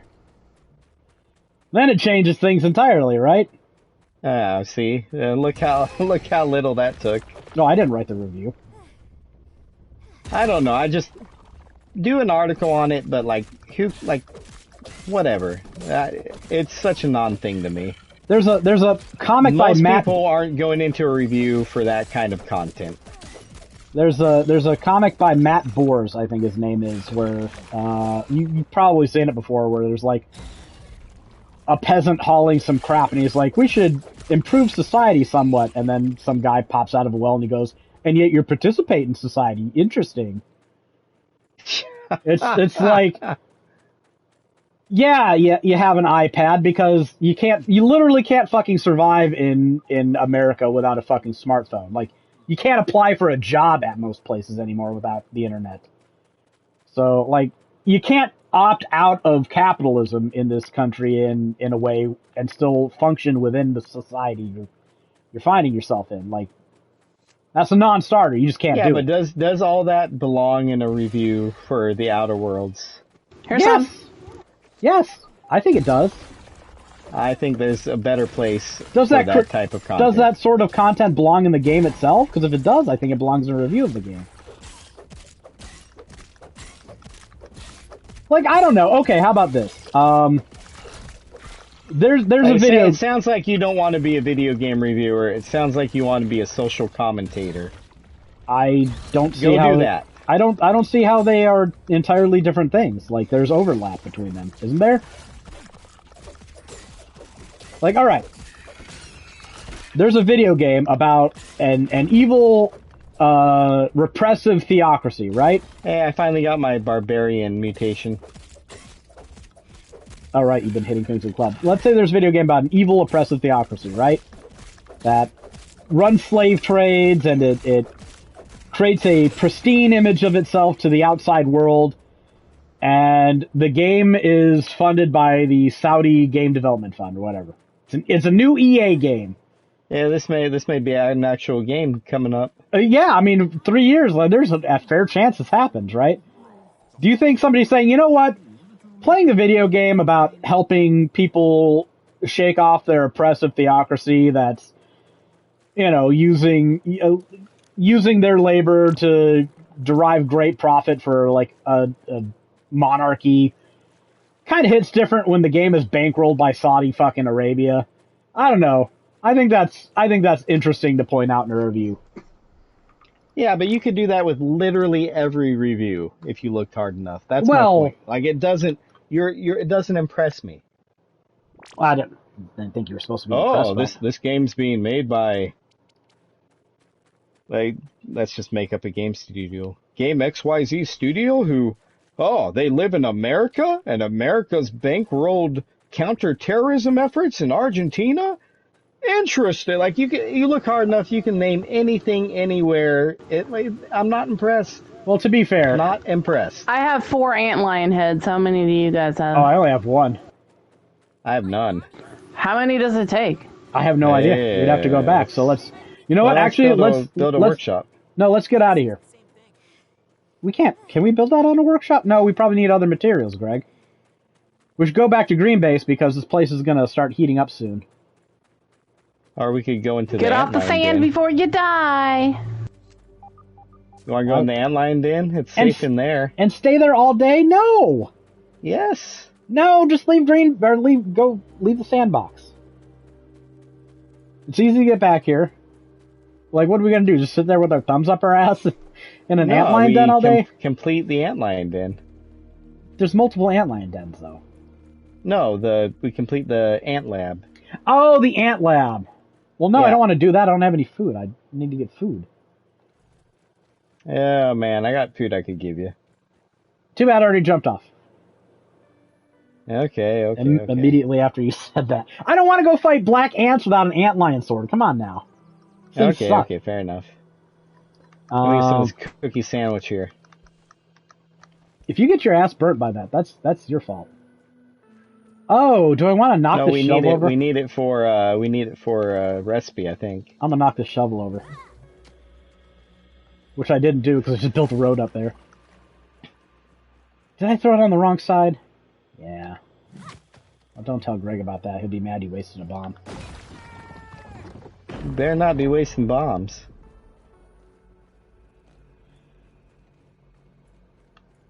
So Greg, not a fan of the social commentary in video game No, reviews. I mean, I think it's too I don't think it's what people are coming to read. A, B, I think you could apply it to literally everything. C, like, we're all adults. We all know, well, not all, I guess. I bet a bunch of kids who don't know any better would probably learn a thing or two.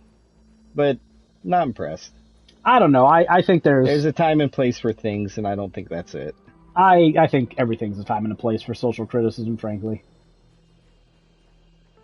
And hey, there's multiple reviews, so if you don't like this one, instead of complaining about it on Twitter, you can... No, I mean, I absolutely would not read your reviews then anymore after having to delve through crap I don't care about. So I it would should find just... somebody else who doesn't focus on that, and that's fine. It should just all be... If you press X, you will jump, and the jump was a little floaty for my taste. Like, there's no room for the any... vast majority of people, I think that's what they want. I'm not sure about that. Well, I mean, then write for your audience. That's, in the end, that's all it is. All right. I mean, I've done what, almost 900 reviews at this point, for fuck's sake. I am sure I've put plenty of social commentary. I'm sure you did. I mean, sitting here talking about some guy buying a wheelbarrow for his big nuts. Yeah, his gigantic balls was the original. Maybe I don't want to hear you glazing Japanese developers in your reviews. Hey, that is a gigantic ball move. I don't care what you say. No, it's not. It's 1992. Absolutely. Absolutely is. Any 5 developers could go wild. Leaving your company and taking 10 people with you because your boss says you can't make the game you want to make. That's a giant ball move. And if you don't think so, fuck you. No, go do it yourself. That's at best a moderate. I'm gonna go make my own casino with blackjack and hookers. And then to not only do it, but to fucking absolutely succeed. And as soon as you do it, all the games that you would have been working on become immediately better without you. That says something. No, they come don't. Come on. As soon as they left, they released Super Castlevania. You're pretending Super Castlevania wasn't better than the ones before that. Before they left. I don't know. They left in 92. Super Castlevania was early SNES. Well, they didn't work on Symphony of the Night, did they? They had already made Contra Alien Wars by then. Wait. Oh, for Konami. I was going to say, wait, why did they leave Konami and then make more Konami games? They basically did. That's what Gunstar Heroes is. It's just more Contra. So I want to make the same game, but I don't want you to call it the same thing. Your bosses didn't want him to do that either, so he said, fuck you. Went down, bought a wheelbarrow. We've already been through this. Mm-hmm. You know what I don't want in my reviews? Rabid fanboyism about middle-aged salarymen's balls. I don't even know this guy's name. Don't know his name. Don't know his name, but you can opine on his testicles. Yeah. That's called flavor text, and that's what the people come to see. That's perfect. Oh my god, we need 7 fucking pincers for one sword. Jesus. Well, and you how the fuck leave. did we get any swords from the get-go? We didn't. What the fuck? Like, I don't remember hunting antlions that much. I can make some armor at least. We definitely did, Nathan. And I definitely did. We hunted them a lot. I need bee fuzz. Okay, we need to kill some bees so we need to go hunt some bees.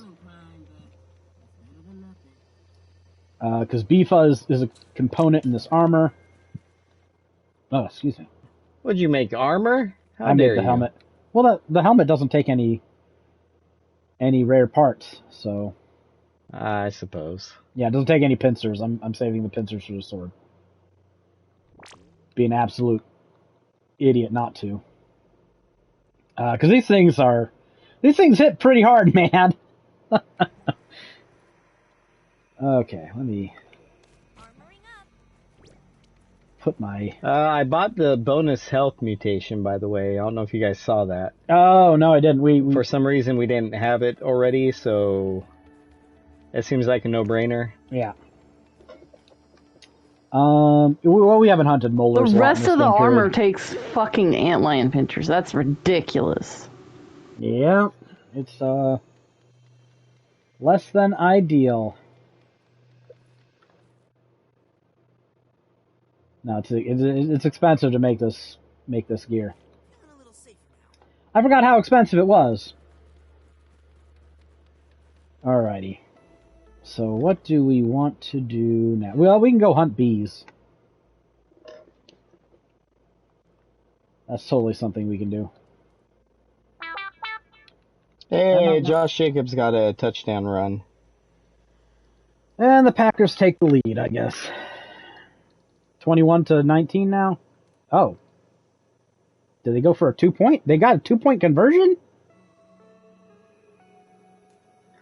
Oh, they're trying to put themselves in. If this game goes into overtime, I swear to shit. They're going to tie like the Cowboys. No. Boo. Nobody wants to see ties. Stop bringing that up. All right, so let's speed through some more news here. Tero Vertala has stepped down as CEO of Remedy Entertainment effective immediately, and Marcus Mackay will serve as interim CEO as the company initiates its search for a new CEO. The company's announced this is likely due to FBC Firebreak flopping. The game currently sits at 66% positive on Steam, currently averaging 20 players a day. Not ideal for a 3-player co-op team shooter. I got us to level 4. I see what does that. coziness level 4 do? Does that get us that Yes, thing? it gets us the Holler mutation, 3 out of 3. And you know what? I wasn't even fighting using my combat mods, so that's smart. That's real big brain Super idea there. cozy. Yeah. Yeah, all right. Hauling Hero. There it is. I'm gonna go try and kill some bees because we're gonna need bee fuzz for some of this antlion armor. Wasn't we're gonna there want a trophy for being cozy? I think you have to be level 5 coziness. Which it goes up to 5? once we get up to once we get the Everchar and whatever the other thing, Pinecone, we'll probably hit that because there's a hot tub on our roof, and those are the 2 things that we need, and it has like maximum coziness. So here's the plan, Greg. We're back up. Let's finish up this picnic table. Get bee stuff. Just do the picnic table stuff during the day when we can't be out in the sandbox. Hunt antlions. Hopefully get enough for an antlion sword. I don't think we're gonna get enough for all of us to have one right now until they respawn. Rebecca! Damn it. Sorry, I thought I was muted. I have to sign into work and shit, so I'm gonna have to do that. Oh, okay, it's 45. We still don't have fucking doors? No, I don't know how to unlock them. We might have to find a scab at this point. I don't know how it works. You might need to look it This up. is Anyways, ridiculous. take care of the picnic table, farm ant lions, complete the black ant hill, and then if we play enough, maybe I'll finish the road to the upyard and we can... We need to figure out how to make that mint club, because then we can defeat those larva things easier, and then we can get that coltana, and then we're literally cooking with fire, and we don't have to worry about like wolf spiders and shit anymore. That's kind of what I have schemed out. And then we'll have like antlion armor, antlion sword, mint club, spicy coltana. And we will be ready to seriously challenge upyard stuff. Sound like a plan? Yeah, sounds like a plan. No, I guess I'll go do the antlions. it's during the day. Or do you want to try to get below ground really quickly? Maybe I'll go do bees. I don't know. Yeah, But I'll do something. Well, we can do the antlion stuff during the day once we have antlion armor. Because then we can survive the sizzle, but until we get more antlion armor and more antlion... You gotta do the antlions to do the antlions, is what I'm getting at.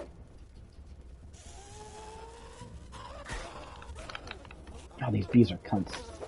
Oops, I hit the wrong button. Oh, I accidentally put my bandages away. This is gonna end very poorly.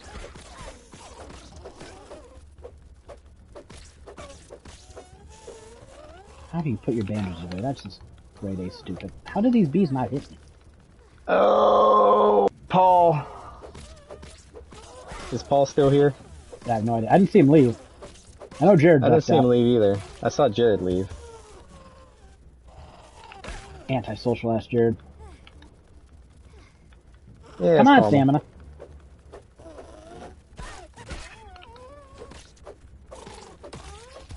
Sweet as a honeybee.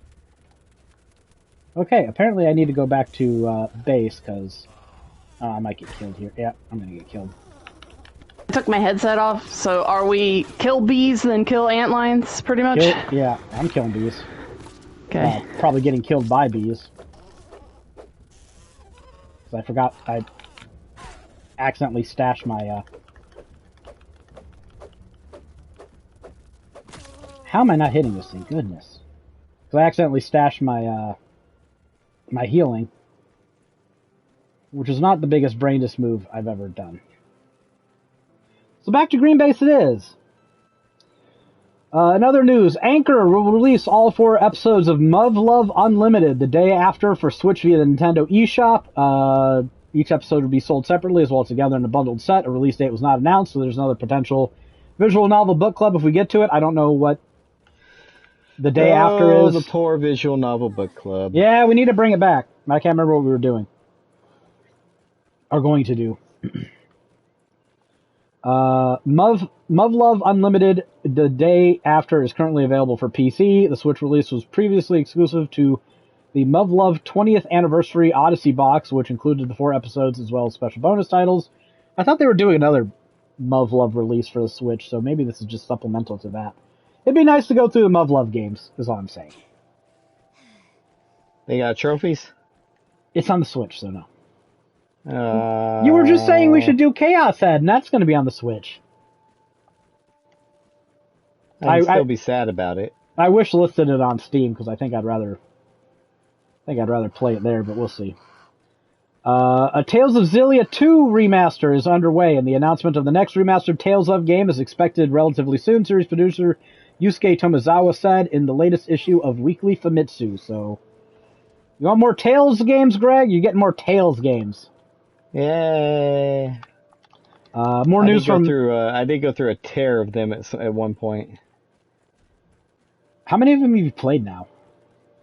All but half? like 2 or 3. Oh wow, way more than half. Yeah, the vast majority. But you haven't played like Trails, only Tales. Tales, not Trails. Okay. According to Xbox, exclusive games are antiquated because everybody's just going to play Call of Duty, Roblox, and Fortnite anyway. That's actually what's driving community in gaming.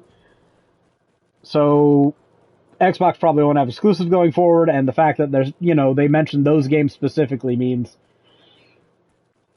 I don't know, man. If you're looking for something that's not a mass multiplayer live service game from Microsoft, that just doesn't appear to be what they're interested in right now. So,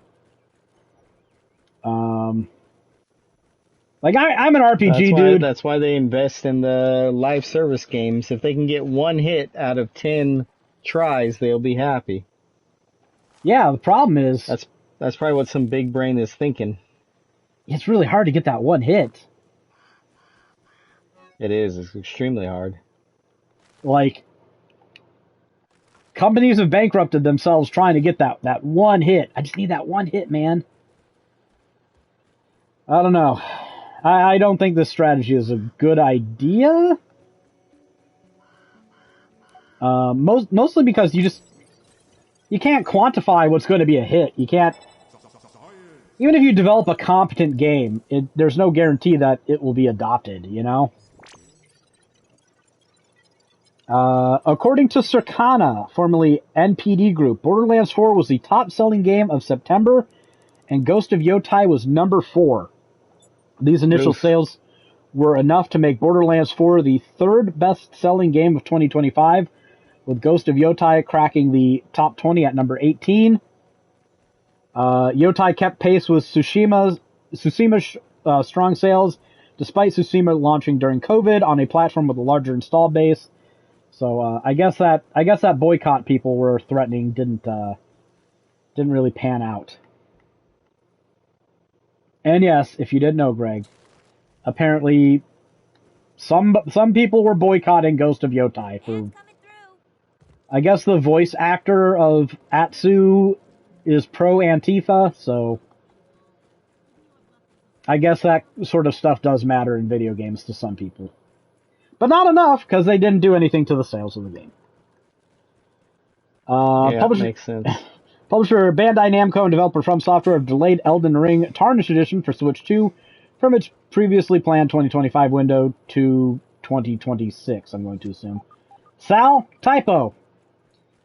From Software said it determined additional time is required to optimize the game's performance. This is not the first port that we've seen delayed off the Switch for now. Borderlands 4 was also going to release on Switch 2 up to this point and then got indefinitely delayed, so I don't know what's going on. Apparently people are having trouble hitting the performance they want for these games on Switch 2.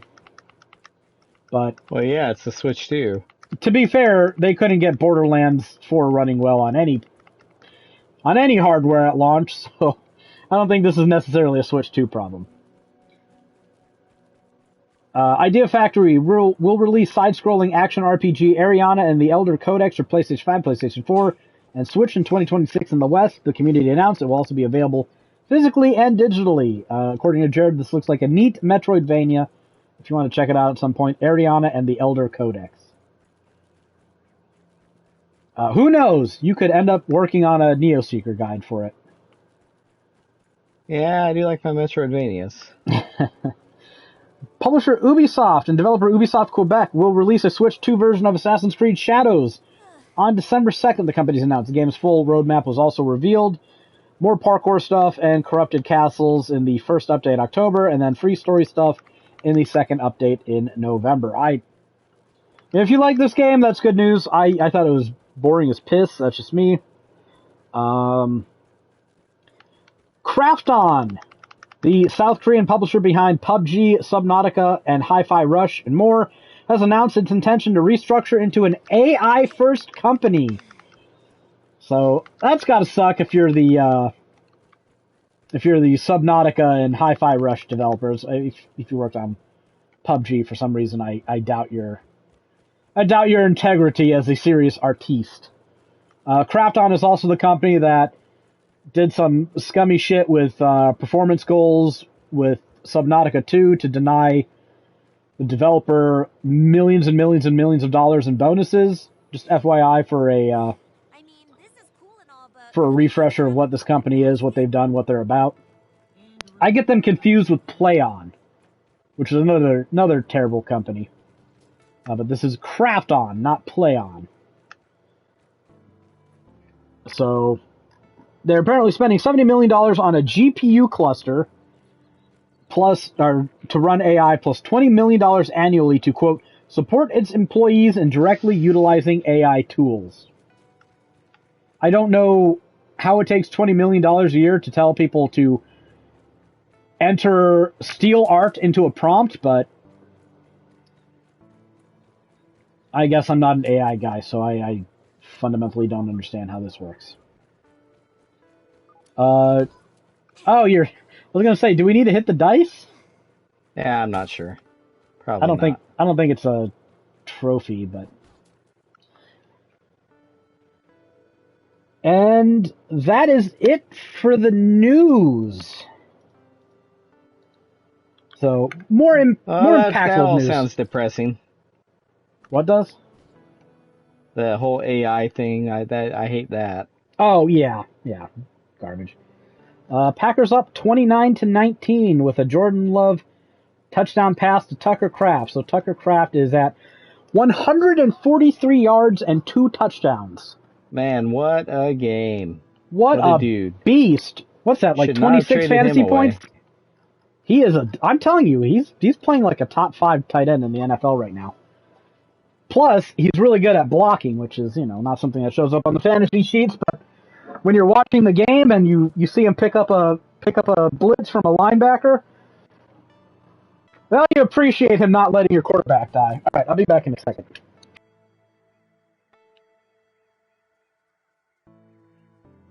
To be fair, I traded him for Michael Penix, a young quarterback in our league, which you need to play 2 quarterbacks in. So, Don't regret that. That's probably about what it would cost to get a young quarterback.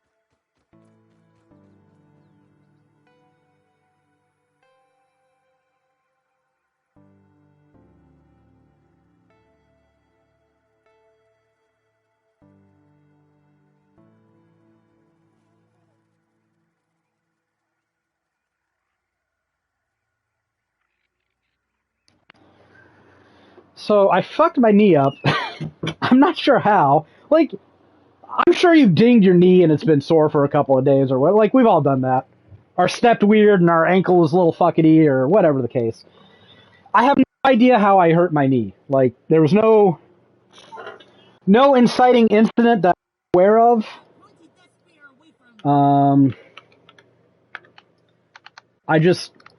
I stood up and it hurt. And I was not a fan of it, obviously. And yeah, not ideal. But I'm fairly sedentary. I don't use my legs that often, anyways. Like, okay, you can cut off my phantom third arm. I haven't been using it much, anyways. But walking around the house, we've got 3.5 corgis, and they're herding dogs. And the way they herd you, like I've seen people mention that herding dogs like Shelties and Corgis and Border Collies and stuff like that will like nip at your heels. And this is personally a behavior that I've never experienced in any of the dogs I've had. That I've had a lot of herding dogs. Three Shelties. Well, one growing up. My parents have had multiple Shelties, and I've been around a couple of these dogs. Now we have all these Corgis. None of them do that. But the way these Corgis herd you, like if you say the magic word like food or outside, oh, they know what that means, and oh, they want to go. And you get them excited when you say those words, so they'll run alongside you, and they will touch their wet little puppy noses to your like shin and your calf. So they'll just like they'll bop you with their nose to let you know, hey, let's go, come on. Yangus, the biggest and the dumbest of our dogs, he gets so excited that he can't help but run in front of you sometimes. And so I'm walking out of the kitchen this morning with my bum ass knee, and he like walks in front of me and stops. So I have to put weight on this knee. I'm like, motherfucker. It was less than ideal. I was not super happy with Yangus in that moment. Ow. Walked right into a bee sting. You there, Greg? Yeah. So we're at the Trying to kill bees for you. Okay. Well, I mean, for you need that for their armor. For their armor.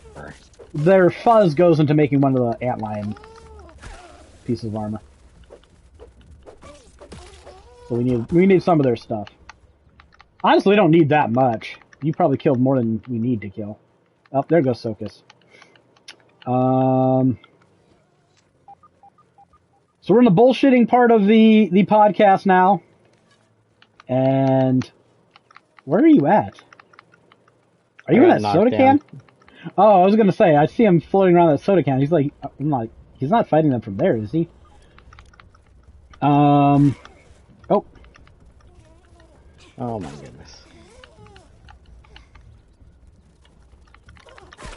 So I bought Dragon Quest at VGP, but I didn't want to bundle it with the rest of my orders. So I made sure to get the Doom 1 and 2 collection separately. And then Etrian Odyssey is on that order too. So I should have those. You spent some money. Nah, it wasn't that much. I had a bunch of VGP points I cashed in. But I'm like, if I have to write a Dragon Quest 2 guide, I want to get my trophies, especially for a game that long. Bad news about well, no, I probably shouldn't talk on that right now. I'll tell you later. But yeah, I'd like to get trophies, and I liked what I played from the first game enough to justify purchase. So, apparently the review stuff said you can't talk about anything past the Green Dragon, which is fine, but I don't know what they wanted me to not say. Like, usually when they say, don't mention anything after this point in the story, it's like, you play through it and then you're like, I see, I gotcha. But, like, I beat the game and I'm like, I don't know what they're worried about me saying. So, I don't know. But we can probably go hunt antlions again. Let me kill one more.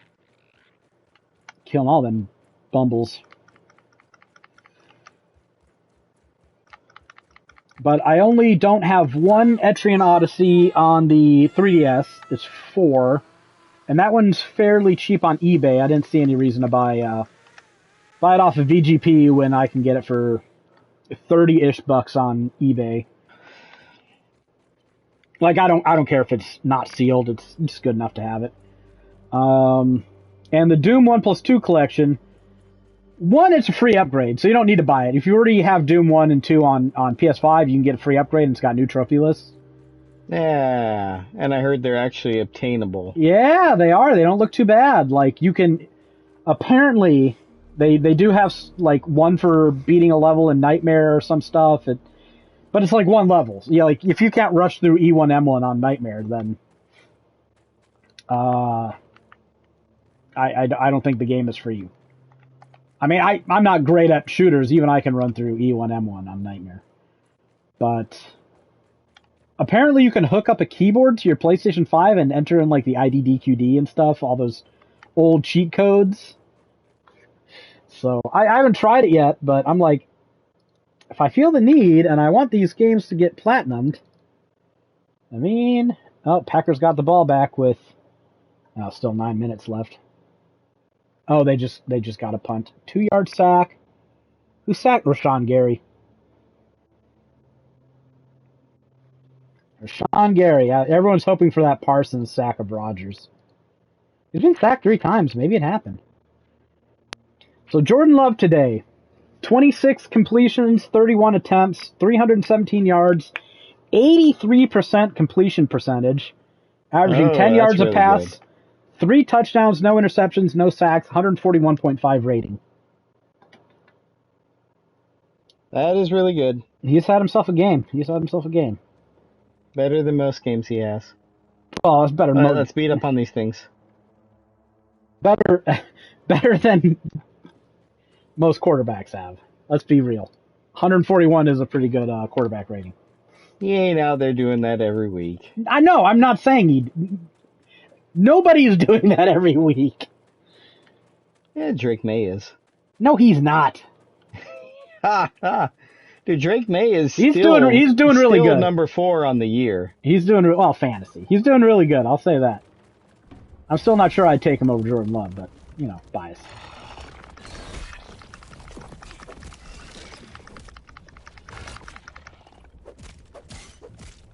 So you're really getting into this Final Fantasy Magic Gathering thing. Oh yeah, I got a ton of cards. Well, I see you bought Jumbo Cactar, which it's not like a $50 card, but it's it's a couple bucks. So if you're gonna buy Jumbo Cactar, that opens the gates up to a lot of $3, $4, $5 cards that you're probably also in the market for. Did all that stuff I sent you help? What stuff? On Facebook about like how they categorize these cards and what a full collection entails. Do you not remember all that shit I sent you? Yeah, it helped. I'm not gonna go over it again. Final Fantasy basically has 3 versions. Yeah. Well, I mean, it's dumb. It's dumb because like you get I forgot they did that. Yeah, the ground fell away. I'm like, did I fuck that up? Do you have a torch or do you have the head? Okay, yeah, we need to hunt some. What are they called? I'm brain farting. Firefly. Yeah, I don't have one of those yet. Yeah, I don't either. I just don't think we've gotten the pieces for it yet. I tell you what, your club does a lot more damage. So, because those binders that you suggested to Rebecca, they came in, and she nearly killed herself bringing them in. Because they were, ooh, they're sweet. They were way bigger and heavier than she thought they were going to be. So she brings them in, she's like, I shouldn't have done that. And I'm like, yeah, you shouldn't have. And we open them up, and these fucking card binders are like the size of a chair. Yeah, they're nice. I didn't realize they're going to be this big, so I'm like, Jesus Christ, you ain't got room in this house for this shit. What are we going to do? So naturally, I got done working, and I'm like, okay, I need to do something, anything other than stare at a fucking monitor right now. I was like, I know, I'll go put some of my cards in this gigantic chair-sized binder, and then I'm like, you get the cards out, and it's like, all right, how am I going to organize these? Am I going to do it by color? Am I going to do it alphabetically? Like, what's the answer here? Oh, I got downed! I thought I blocked that. And I didn't... I was looking around for ways like I could objectively... And I know the cards are numbered, but I've never really bothered with it before. So I was just like... How are we gonna number this? How am I gonna sort these in a way that matters? So I had to look it up. Because I was putting them in by the numbers. I cannot. Alright, kill the fucking thing. I'm not going to be able to kill it either. Not in time. I wonder if it'll respawn me at the nearby field station. It did. Alright, awesome. There's a wolf spider that just came out of nowhere. Oh, I'm dead. So I'm running away. I might be able to revive you if you die and the wolf spider leaves. But I can't fight a wolf spider. I'm not even sure if we can tag team one. He left you. Oh, nope. There's an antlion chasing you.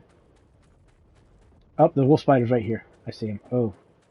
Nasty. So it's putting them in based on the number of the card, right? Starting at 1 and going all the way up, and then... Yeah, counting by 16s. Yeah. And then I pull out a card, and it has the same number as one I already have put in there. I'm like, all right, what the hell is going on? So I have to look it up online to find out that the FIN and the FCA and whatever, they mean different parts of the set, and they've got different numbers. And I'm like, oh my fucking god. So how do I want to organize this then? I'm like, you know what? I'm only going to do the fucking FINs. I'm only going to do the FINs. And I was like, well... Maybe I should see a list, because, like, I was putting these in there, and I was doing little bingos, and I was annoying Rebecca, because I'd say bingo every time I completed a row. And, I mean, I've got a fair number of them. I've got a good little collection of these cards now. And I was looking, because there's gaps, so when there's gaps, you're like, alright, I know I need more stuff, but I don't know exactly what they are or what I need. And I had to, I was like, so why don't I just look and see, what I'm missing and see how these are categorized and see if I can make sense of it. And I found a site that I linked to you that had them all listed, and I realized I'm nowhere close to being done with this. Need to get food. I'm nowhere close to being done with this set. Because there's a lot of, alternate arts that have their own numbers, which I am not a fan of. I guess it makes sense for the purpose of collection. I like the alternate arts. No, I like the alternate arts. I don't like having to collect them. Green Bay gets a field goal to go up 32-19 with 5.5 minutes left. Functionally, one more stop in this game is over. Alright, this is where I died. Alright. Oh, I need to heal. I'm already fucking hurt again. Jesus. Let's not run in there with low health. We'll just be recreating the incompetence that led to this problem in the first place. So I'm like, all right, they've got some traveling chocobo cards, which have a type of foil on them called a surge foil. I don't have a surge foil card. I don't know what they actually look like in person. I like foils. Foils are cool. I don't think some cards look all that good in foil.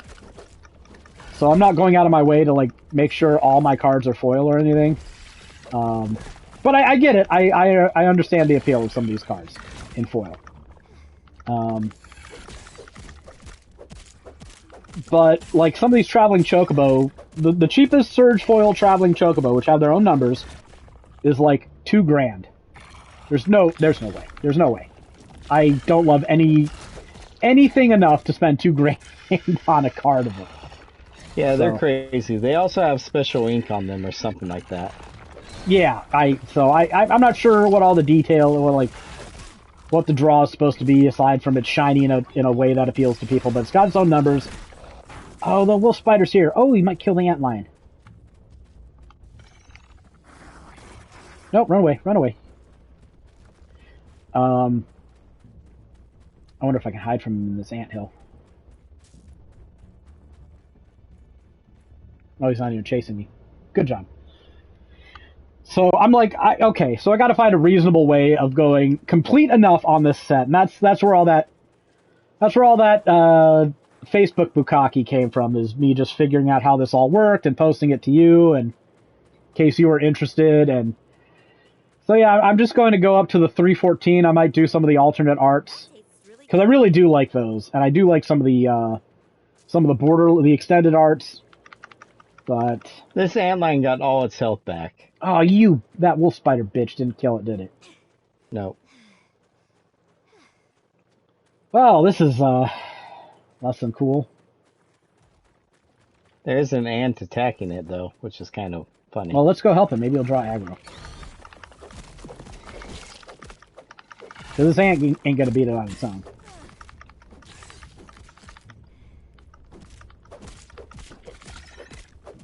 Even with a piece of antlion armor, this thing just hits me for like half my health. Yeah.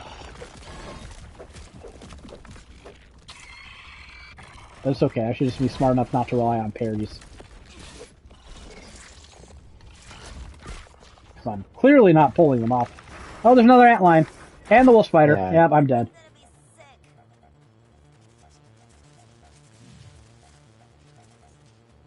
This wolf spider needs to fuck off. What a bitch.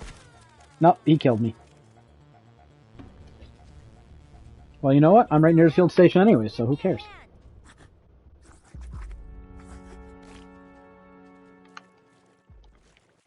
Alright, come here, Greg. Let's kill this fucking wolf spider. No, this antlion's halfway dead.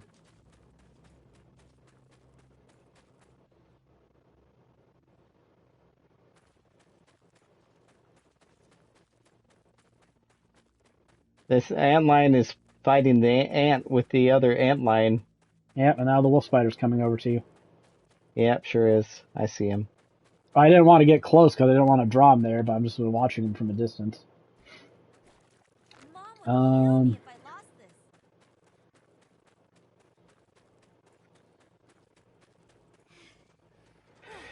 Should be closing now in. the wolf spider is attacking the other antlion. Another black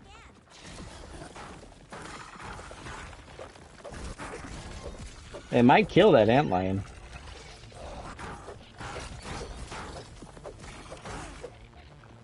I'm on Team Antlion right now because fuck this guy. He's going to bother us all night if we don't kill him.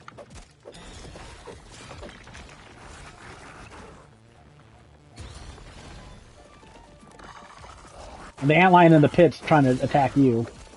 Yeah. Come help me take pot shots on this wolf spider. Alright.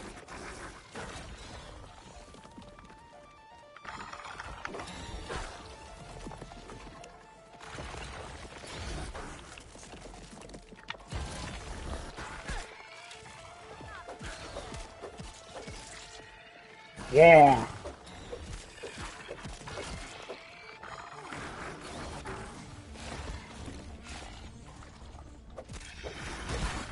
Oh, whoa, whoa, whoa, whoa, whoa. Got caught in an AoE by that antlion. Alright, that wolf spider's going down. Fuck you, bitch. Punk. I just gotta kill these two antlions. Okay, this one's halfway dead.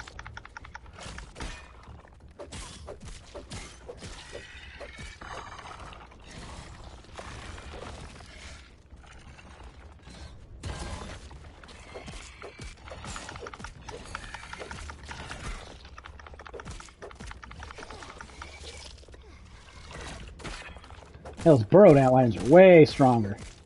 Yeah. Because this one that's on the surface, he only hit me for about a fifth of my life, which, you know, not that big. Well, I'm almost dead, so do you got this burrowed one?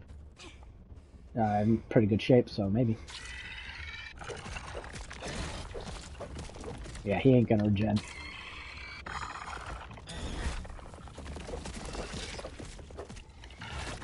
Oh, that hurts. Yeah, you got me.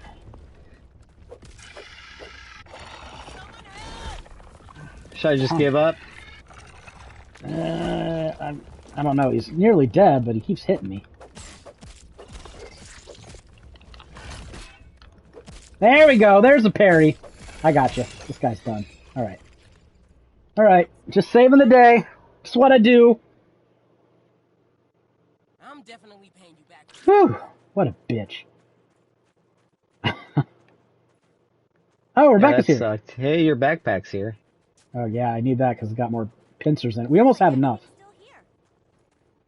We're one away. One more, and I can make you an antlion sword.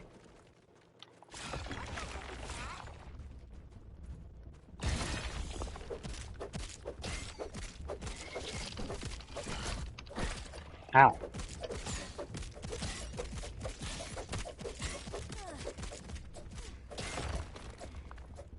Oh.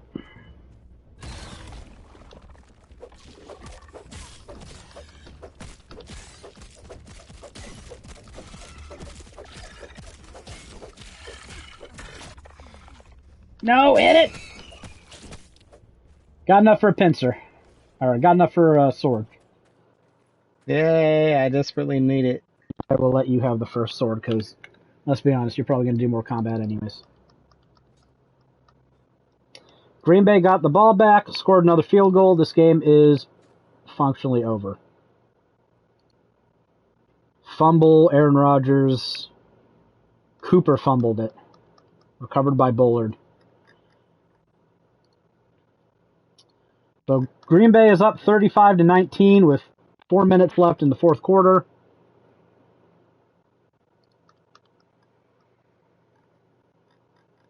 It'd be pretty epic of a bungle for the Packers not to win this at this point. Pretty epic.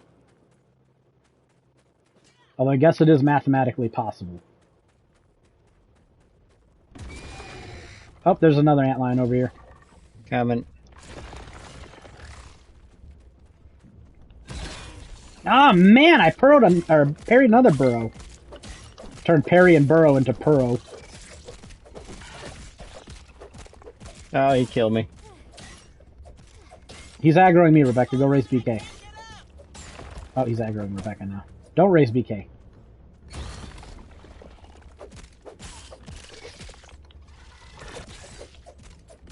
He's stunned. Let's just kill him. We got you, Greg. Don't worry. This guy's almost dead. Oh, he's burrowing again. God damn it. 12, 11. Out of stamina. Are you kidding me? Okay. You got another antlion pincer. Being awfully generous right now. I don't know why.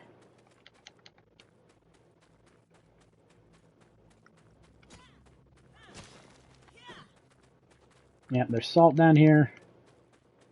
There's a ton of salt. Raw science. Okay. So, I'm gonna go back and craft that sword, I think, and give it to Greg. So Greg can go and... Hey, I got some roly-poly armor. I feel like somebody should have it. I mean, I'm just gonna make antlion armor, it's fine. But then one of us will have the offense to deal with these antlions easier. And maybe go into that black... See, we do need two of them, though, because... takes a few bombs to get to that black ant place, so we'll see. We might be running out of antlions, but at least we have one, so if we have to go hunt more antlions, it should go easier.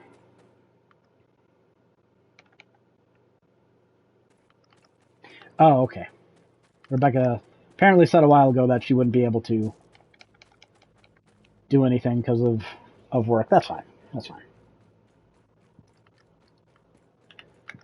So yeah, in addition to those games, I have the Atelier Ryza DX trilogy coming in. I have the Neptunia trilogy, Rebirth trilogy coming in. Those were all ordered a long time ago. So it's just nice to buy things and then not have to worry about the money, and then, get them a couple months later and it's like, yay! Back when times were good. So I've got a lot of times were good. got a lot of games coming in. A lot of them probably coming in over the next week, 10 days.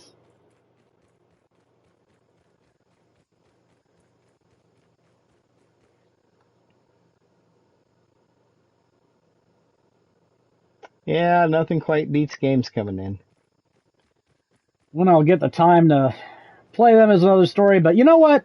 I really wanted to get through these Dragon Quest remakes, and I really can't complain. I really can't complain because I'm getting to play those. And I got to write on Yotai. I got to write on Borderlands. Like, a lot of the stuff I really wanted to write about this year, I got to. I'd be more annoyed if Borderlands, or not Borderlands, the Outer Worlds had actually been on a disc, because then I'd want it. Like, I'll get it when it's cheap, but I'm not paying any sort of real money for a digital copy of it. I don't know, I got soured on the whole thing. It really is. Like, I kind of feel that review. It's like, it was one thing to support Obsidian back when they were this little independent studio that was bouncing between publishers to try to keep the electricity on, but now that they're owned by Microsoft, it doesn't hit the same. It just doesn't. Yeah, I could see that. There's capitalism for you, I guess. I mean, there are better and worse. There's nothing about capitalism that says you have to not put your game on a fucking disc. Like, what?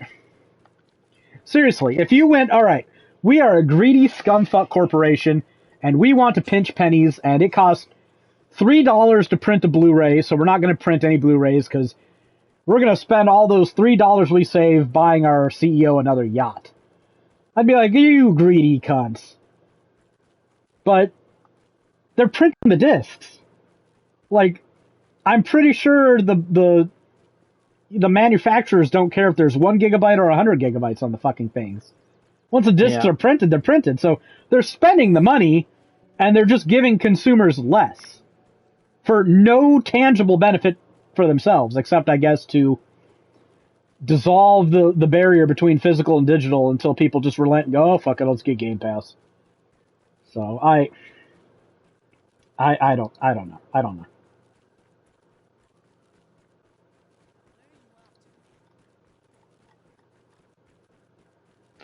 Yeah, it sucks, especially when you're like us and you love, physical media.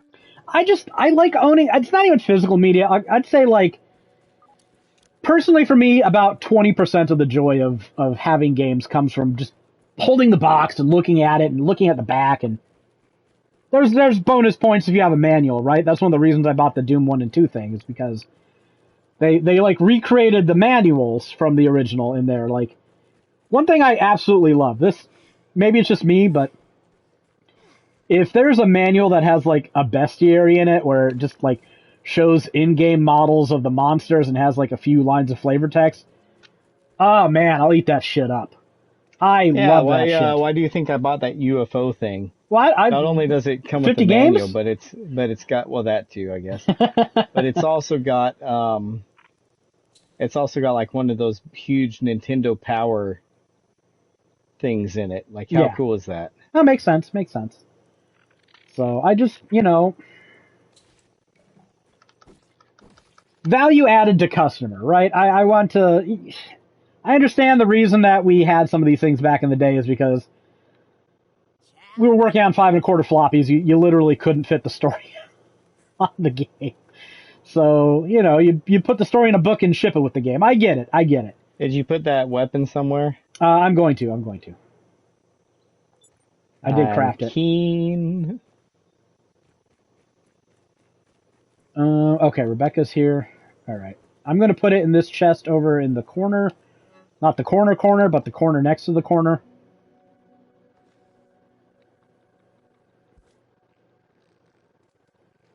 Also, I got there's a dandelion charm in there if you don't have one yet.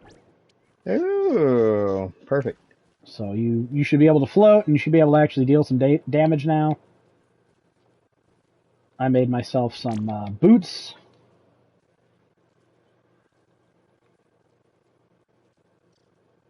I guess I have arrows, but I don't have a bow, so I don't know why I have arrows. Okay. My weapon is damaged all to shit, so I need to repair it. I'm just going to repair it, because I'm going to save the brimstone for hopefully an antlion sword here soon. Alrighty. So okay. That's one goal achieved.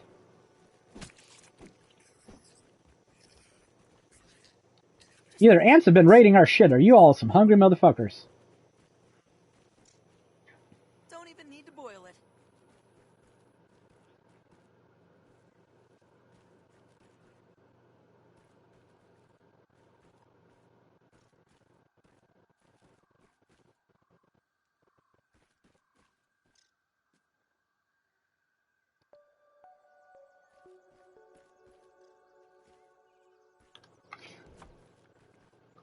So what are we doing now?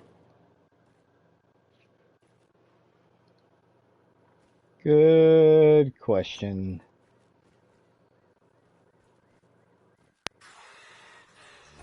Hunting more antlions. Antlions a terror spot. Oh. You bitch, spider.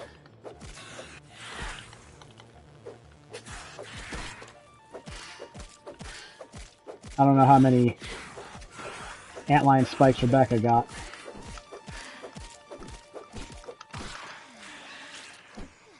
Punk ass spider.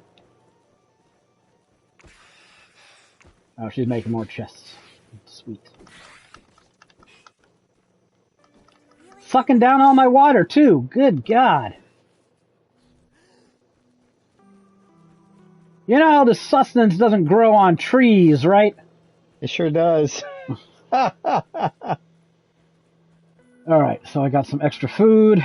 I don't have a canteen, but I'm not too worried about water in the sand pit, because I can always just get water from that juice box. Are we gonna do are you planning on doing the red ant lab? Black ant lab. Whatever it is? I want to hunt more ant lions to see if I can get a sword, but we can do the black ant lab. I won't be able to help much, because I don't have a weapon that can really deal much damage to them, but I can throw bombs. Oh, what time is it? I gotta take kids to school in the morning. Oh. 11:30? I have 30 more minutes. Alright, we might just want to hunt ant lions, because I don't think we can. Well, we can probably finish the lab in 30 minutes. Well, no, there's that boss in there and shit. No, I want a weapon. Yeah, let's just kill some ant lions, and once we have what we can get from them now, we'll be in a better spot for all the big cool stuff next week. I don't know if Rebecca works next week. Sunday the 2nd, that'll be right before her surgery. I'm not sure if she's game for a podcast the day before her surgery. We'll see. Be a game time decision. But yeah, I saw somebody post about that Doom 1 and 2 collection on Twitter, and they were leafing through the manual, and I was like,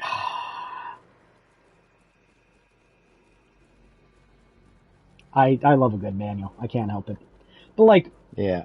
I'd cope if I just owned the digital copies of games. Like on GOG, I'm not really that fussy about buying things on GOG. I don't like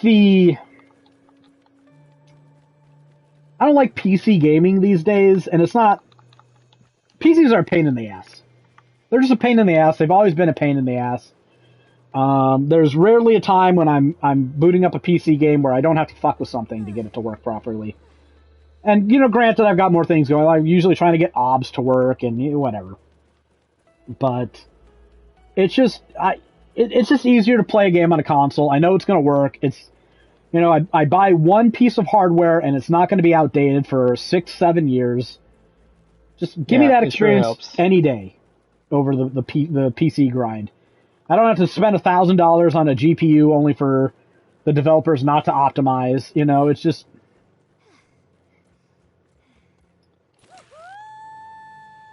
I do a lot of stuff on PC these days, but if I had a choice, I would do less. But also, if I had a choice, I'd buy literally every PC game on GOG. Absolutely every single one of them. So, if I felt confident in actually owning things digitally, I would have less compunction about spending money on digital games. But GOG is really the only place where you have any remote chance of owning anything. Like, literally just put the game... Oh, there's two of them here. I can't fight two of them. Somebody with an antlion sword, come help me. Oh, you're all the way still at green base. Dude, these I've killed 3 ants so far stealing food. Yeah, they're assholes. Well, we've got to figure out how to make doors. I'm gonna go look that up.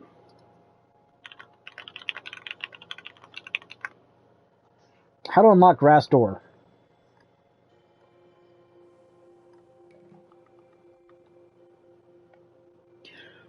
Did we not analyze a plank or a stem yet? I'm gonna be so mad at us if we didn't. Is that what it takes? Yeah, you have to like haul them to a analyzer, and I don't know if we've done that. I know I haven't. Yeah, I'll try. I'm hoping everyone's not as dumb as I am, but we might all be as dumb as me. And that is an indictment on literally everybody except me.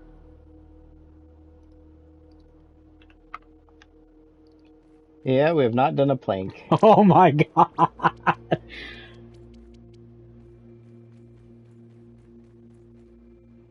I don't see the door there. Maybe we have to do a door. stem. Yep. It added the door. Yeah, There. grass door. Jesus, we suck. Holy crap, we're bad. That is some grade A dirt there. I'll try a stem real quick. Oh Yep, my god. haven't done a stem.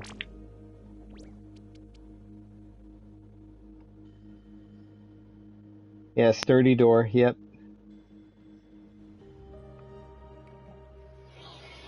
Well,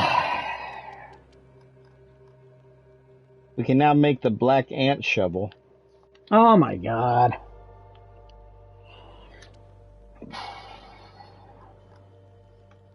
That's really dumb.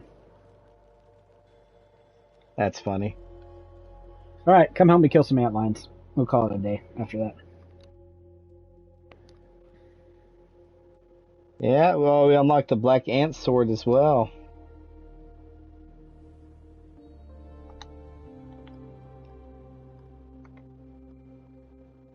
Yeah, we are big time dumb.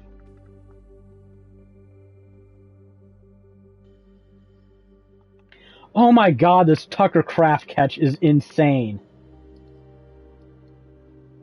What? So Jordan Love threw the ball over the middle of the field to him as he got hit by 2 Steelers. Tucker Craft caught the ball while he was in coverage and then carried 2 dudes 20, 30 yards down the field. They couldn't tackle him until he got to the 25. He caught the ball at like the 50. So You giving up Tucker Craft may have been a mistake. Mr. Sillybody and Mr. I'm going to burn down your childhood home. Oh, they had a mic'd up segment with one of the Packers players, and apparently other Packers players call Jordan Love Sillybody. That is weird. And if you ever saw him play, you'd know why they call him Sillybody.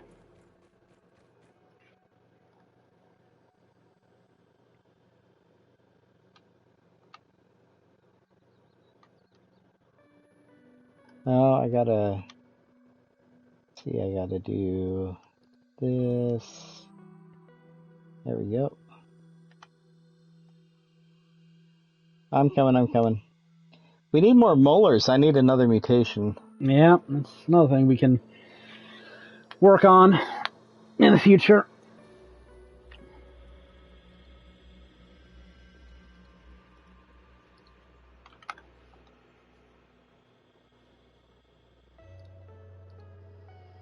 Oh, I put some heavy armor on. I can tell I'm way slower. I probably need to replace this heavy armor with Antlion.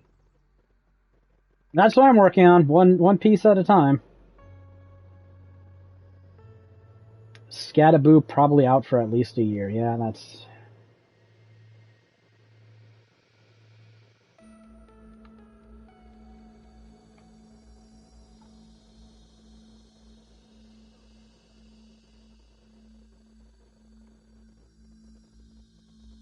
You know what? I think Tucker Craft might be the best player on this offense. Yeah, you're probably right. I mean, I think he edges out Josh Jacobs. Josh Jacobs been playing really good for them, but... No, you're insane. Josh Jacobs is way better. Nah, I don't think so. Because, like, Josh Jacobs can get shut down. I haven't seen a team shut down Tucker Craft, really. Packers win 35-25. Who are they playing again? Steelers. I literally just asked the question and then answered it, didn't I? 35-25, Jordan Love finishes with 134.2 quarterback rating, 3 touchdowns, no picks, 78% completion percentage. Aaron Rodgers, 66% completion percentage, 219 yards, 2 touchdowns, no interceptions, 101.5 quarterback rating. So, we're going into the lab? No, killing antlines. It's too hot for me. Oh, okay, we'll go in the lab then. Just don't expect much in the way of offense because I've got like a mosquito sword. I can't do that much to help. You do have like 3 antlions on you. I know, I'm aware. Can we pull them to the, maybe we can kite them to the Lego block thing and kill them? No, I'm just running to the ant den, but I probably lost them, yeah. Alright, I don't have any light, but I do have a couple of bombs. Are you fighting an antlion up there?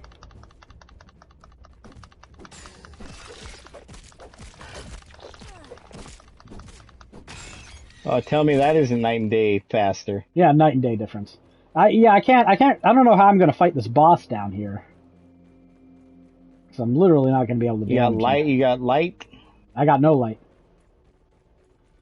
I'm not really kitted out for this. Let's see here. I got lights. I'm not sure.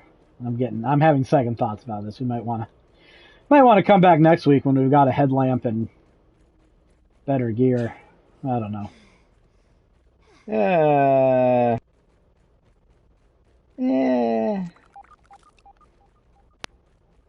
Might be able to make something out of these stocks. I didn't expect the Packers to win this, honestly.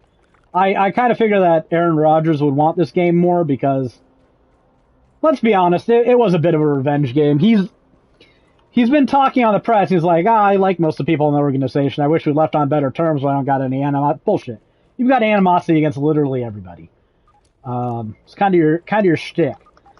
But like as a Packers fan, I'm not really missing Aaron Rodgers, and a lot of that is due to politics. Like I was done with the dude with this whole anti-vaxxer shit. Yeah, didn't he get in a lot of trouble for He some didn't get stuff? nearly enough. He got suspended a game because For basically lying about his status. yeah, he tried to play cute. I can't remember what word he said. He didn't say he was vaccinated. He said something else, and I can't remember what he said. Which is not vaccinated, so who knows what fucking mushrooms he was doing that he thought would protect him. Here's the first thing to blow up. Yeah, I see it. My parents wouldn't let me. And I got no patience for anti-vax. Oh, did it bounce off? No! My accuracy with these was perfect last game. Now they're just bouncing everywhere. Punks? That's okay, I still got 6. Oh, I thought there was something over here. You know, I would have been happy if we traded him in 2021, like, especially after that. He laid an egg in that 49ers game in the playoffs. Like, I'm sorry, you lead the team to 10 points of fucking 10 points. That's the great offensive contribution of fucking Aaron Rodgers. Like, how much worse could Jordan Love have been? I was ready to move on. I'd also done all this shit before with Brett Favre. Like, Brett Favre was the closest thing I had to a childhood sports hero. And then he left, and I didn't like Aaron Rodgers because he wasn't Brett Favre. But then Brett Favre, you know, sent some dick pics and did some other shit. It's like, yeah, okay, fuck this guy. Fuck this guy. Hey, Aaron Rodgers won a Super Bowl. It's all good. We didn't need him anyways. So, you know, when it was time to move on from Aaron Rodgers, I was like, all right, I've done this before. I'm not going to hyperventilate like a lot of these Packers fans are going to hyperventilate about moving to a new quarterback, you know? Maybe it's over and we don't have a good quarterback anymore. That's just, you know what? Most teams don't get 2. So. Yeah, that's true. And Aaron Rodgers, like, after the 2022 season, obviously that cow was out of milk. He had a bad season. You know, we traded him. We drafted Jordan Love for reasons. Time to move on. But I don't think... I will say this, from everything I've heard, Aaron Rodgers was not a dickhead to Jordan Love the way Favre was a dickhead to Aaron Rodgers. You don't hear Jordan Love using weasel words about Rodgers or anything. So, you know, props to that dude. Even if it's just he knew what it was to go through that and he didn't want to put another kid through that. And, you know, he said at a press conference earlier this week is after some time in other organizations, the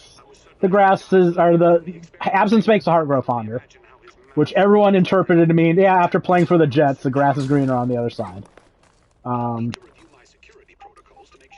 Steelers are a pretty well-run organization, though, so I don't think he's having the same problems. All right, come out there. So I think Rodgers wanted it more. I thought Rodgers was going to ball the fuck out, but apparently we got Devontae Wyatt back on defense, and, you know, fuck Micah Parsons. Our defense looked like shit without Devontae Wyatt, and I'm not sure how, because the dude has, like, not been to any Pro Bowls. He's not... Oh, there's a hatch you gotta open. I can't remember where, though, or how. There's one right here. There it is. Okay. I was like, where are we going? And I'm like, oh, right, there's a hatch. Free water. We got Devontae Wyatt back, and apparently he's a huge part of our defense, even though no one has heralded him. Even I didn't think he was that important, because what has he ever done? You know? But, you know what? When he's gone, our defense looks like shit. When he's here, they're pretty good. So, I guess we need to pay Devontae Wyatt, apparently. Fucking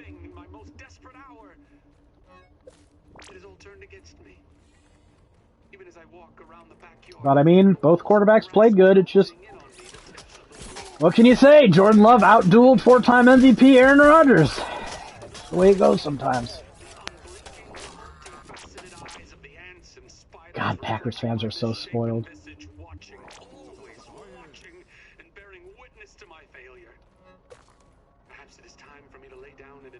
Looting all these chests now that I think there might be a tape in there somewhere.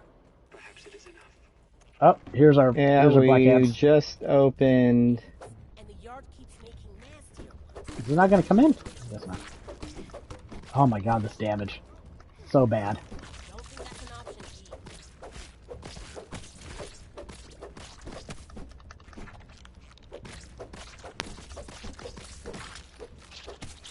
I ate some cookie bits, and they didn't do much for me at all.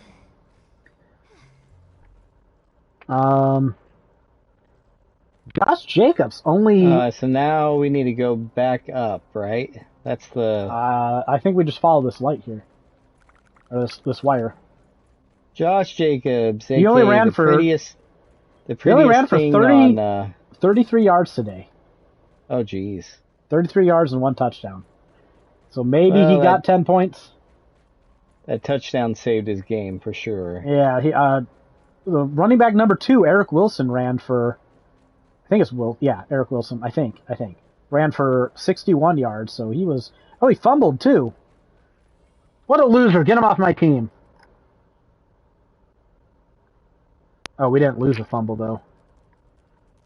Something to blow up right here. How many bombs you got left? 5. Where's right here? I don't know. This way, this Oh, way, okay. this way. I have enough bombs to make it through here, that's for sure. I forget what's over here. Only one way to find out.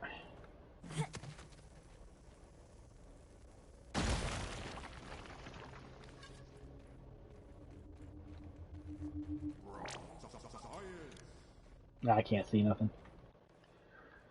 How do you make those torches? Another bomb. Alright, hold on a second. Oh. We don't Yeah. even need to do this, to be honest. This is... We can go around this one. Yeah, might as well.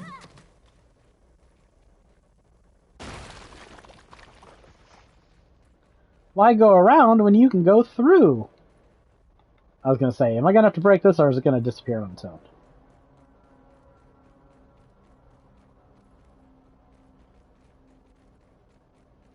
I think this is just a Let's bonus see room with a this. molar in it. Well, I don't got a...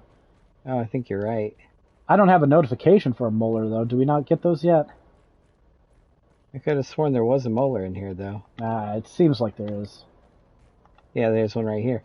Okay, there we go. I vaguely remember this. Another gold milk molar. Alright, well, those were 2 bombs. Saves us trouble coming back here later. Not that we, really need milk molars. No, we do. That's a We trophy do that I for have. the fucking quest. Yeah, alright, I forgot.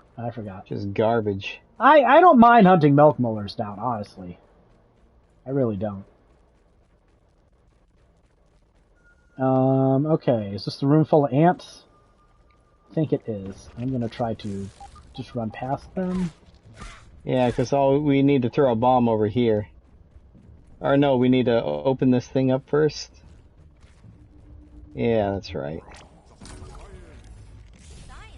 And then you bomb the glass here. Yeah, then you bomb the glass. Then it's boss fight time. Alright, help me get this ant off me. He's being a bitch.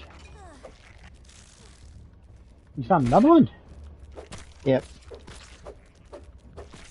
I semi-remember some stuff. Man, I don't. Is there one behind me? Where did you come from? Yeah, I just can't fight these things. I don't do nearly enough damage.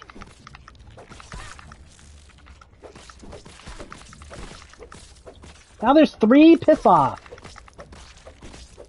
Well, you missed us talking about Halo coming to PlayStation. I used to be a fairly big Halo fan. Seahawks have the bye this week. Well, Packers beat the Steelers, so that's... Can't be angry about the NFL this week. Bears lost. Like, all I need now are... I don't even know if the Lions play this week. The Lions play, I want them to lose. The Lions had a bye as well. Okay. Vikings lost, Bears lost, Cowboys lost, Packers won. Can't really complain. Can't really complain.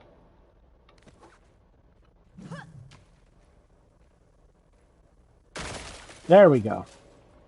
Oh, let me get my health up first. Alright. Now there's another ant. God damn it. Go away, you loser.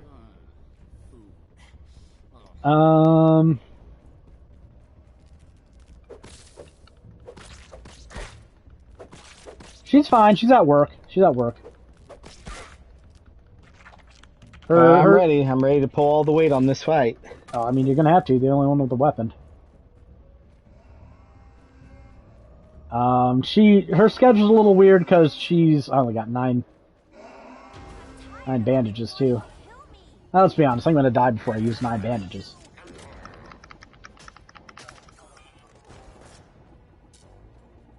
So which one's the actual boss?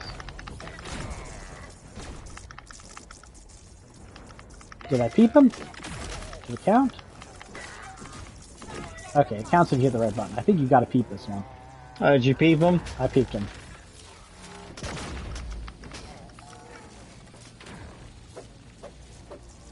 I just need to focus on dodging because I can't do that much else.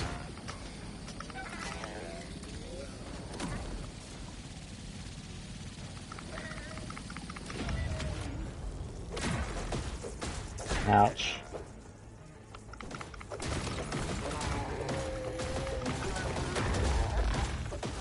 Oh.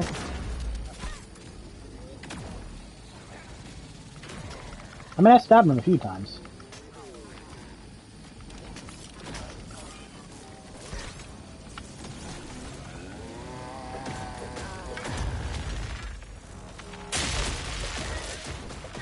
Man, that's no damage at all. On the plus side, it doesn't seem to be hurting me that much, so... Oh, there, never mind. I talked shit, I got hit.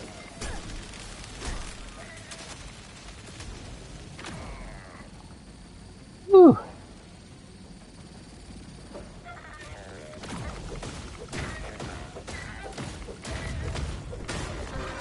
Hey, we beat him! And I didn't do absolutely nothing. So, it's a double win. I contributed. I maybe accounted for 5% of the damage. Somebody's talking about Seahawks. It must be that Monstera person, huh? It's a bye week. Your team is 5-2. They look like one of the best teams in the NFC. Like they really do. Yeah, I don't know what they're. Yeah, I mean, got to be sitting in a pretty good place right now. Can you believe the Vikings traded Darnold? Like, I have my doubts about him in big time games too, but man, just to let him go like that just seems. I don't know. Not every team is capable of drafting a quarterback and training him up and replacing another quarterback. I don't know. Not every team's got that riz. She asked how you're doing, Greg.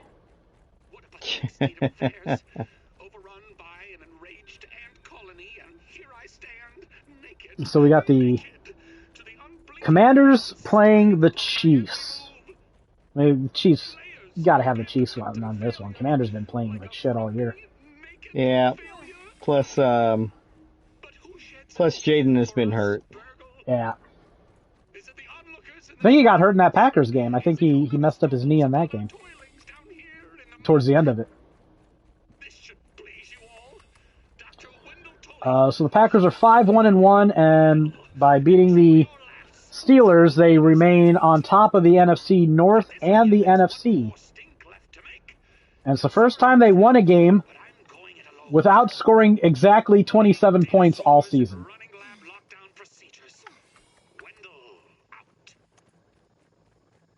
I have to admit, I was a little worried when they went over 27 points. I was like, I don't know.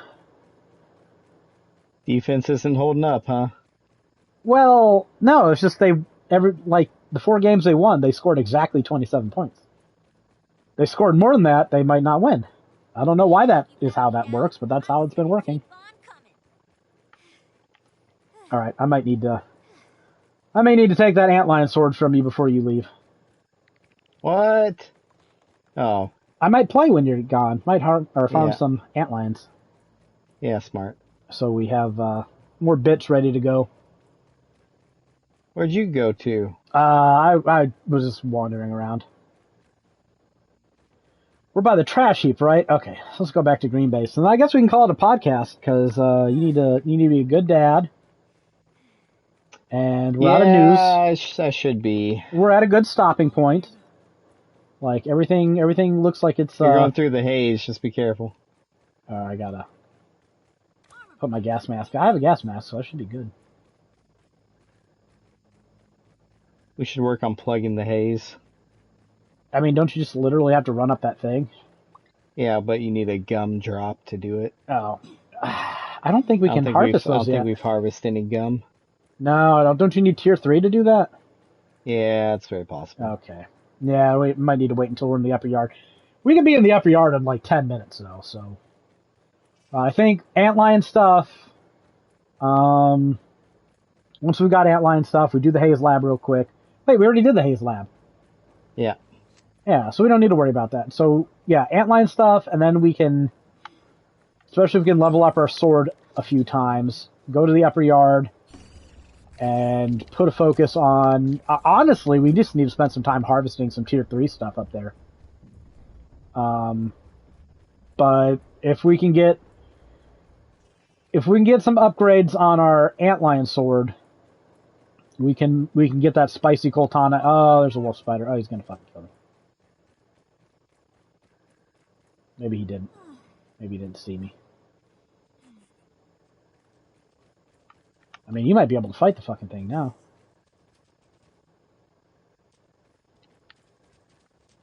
Nope, Greg's not fighting it. Alright, I'm getting out of here then.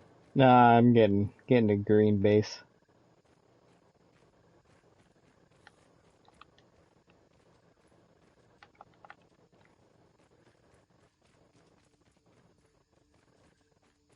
That's all I really care about, getting to green base.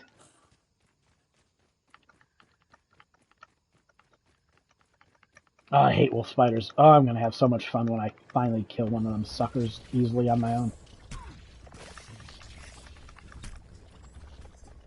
I'm stopping for some brittle marble. It's right here. No, that's fine. Get some upgrades on that sword.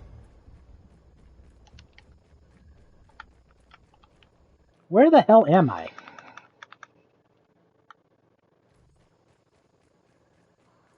Okay, so there shouldn't be a wolf spider there, but there totally is. Like, I don't remember one being there. So, like, what else do we have to do storyline-wise? Is it just the Undershed? Or is there another base in the tree we'll go stump? get the scab. We also have to do Dr. Schmeckler, I think, or whatever. Schmeckler. Definitely sounds like a Rick and Morty villain.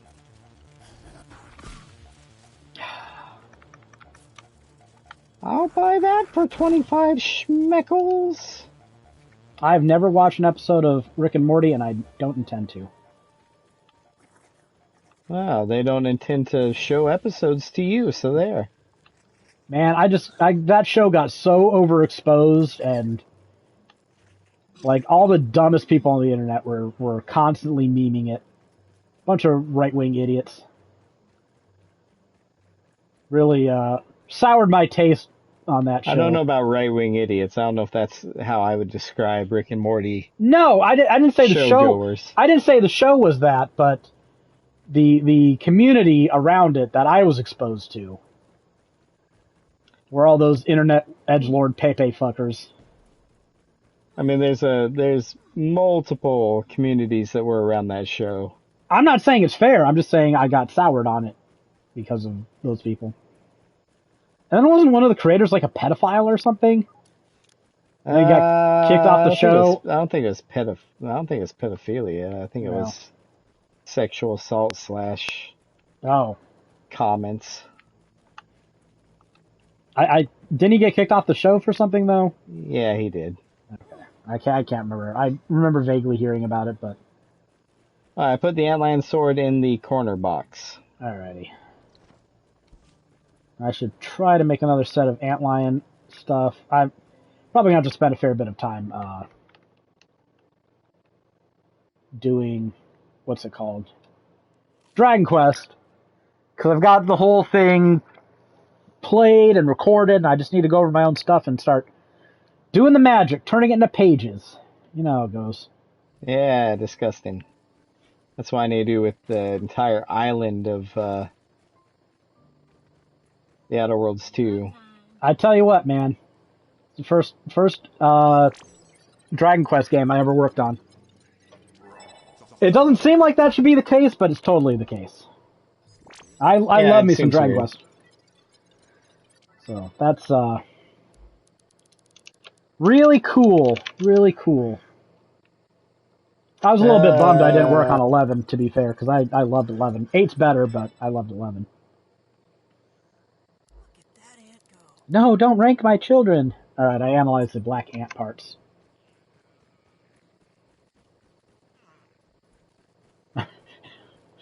Ooh, not pedos. Same, never watched it. You never watched Rick and Morty? She said she plans to. I Unlike me. mean, there's a lot of really good episodes. Some of the earliest stuff is the best, to be honest. Isn't that always the case, though? Yeah, there's one where he puts like a helmet on the dog to make it smart enough to, like, not go to the bathroom in the house. And Jerry wants him to be smarter, right? He wants him to, like, quit going to the bathroom in the house. So he puts a helmet on him. Lets him use the bathroom. He uses the toilet, right? He'll, like, flush the toilet even. And he starts watching nature documentaries about dogs being tamed for humans. And he ends up seeing that his helmet has one battery in it, and there's slots for like 4 or 5 more. And so he puts more batteries in, becomes really smart. He interrupts Summer in the middle of the night asking where his testicles have gone. And then they take over the world. Oh my god, it reminds me of an episode of Penn and Teller where they were covering a dude who was selling prosthetic dog, and the dog balls were there because the guy insisted that dogs knew when they had been castrated, or been fixed, whatever the term is, and it made them sad. And so getting these dog balls surgically implanted into them made them feel like real dogs again. I'm just like, dude, the dog balls. I don't know how to say this in a polite way, but the dog balls are for you. You feel like your dog's been emasculated. This is totally a you problem. I sound like Charlie. Is that a good thing or a bad thing? I don't know who Charlie Day is.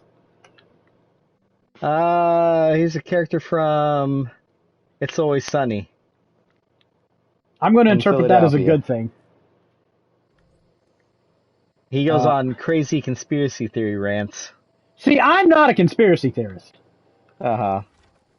It should. Well, I mean, you just sound like okay. The world is ruled by a pedophilic cabal of oligarchs. That's not even a conspiracy theory at this point. Like, conspiracy theories are like chemtrails and vaccines cause autism and they're turning the frogs gay. Like, those are conspiracy theories. It's fact. It is. And birds aren't real. Birds aren't real. Yeah, I forgot that one. Birds are the cameras. Yep. So, I'm like, maybe I'm a little conspiracy minded when I just think that everything that happens is caused by some corporation trying to fuck us over. But to be fair, that's not really an assertion. That's just, it's got like an 80% chance to be true.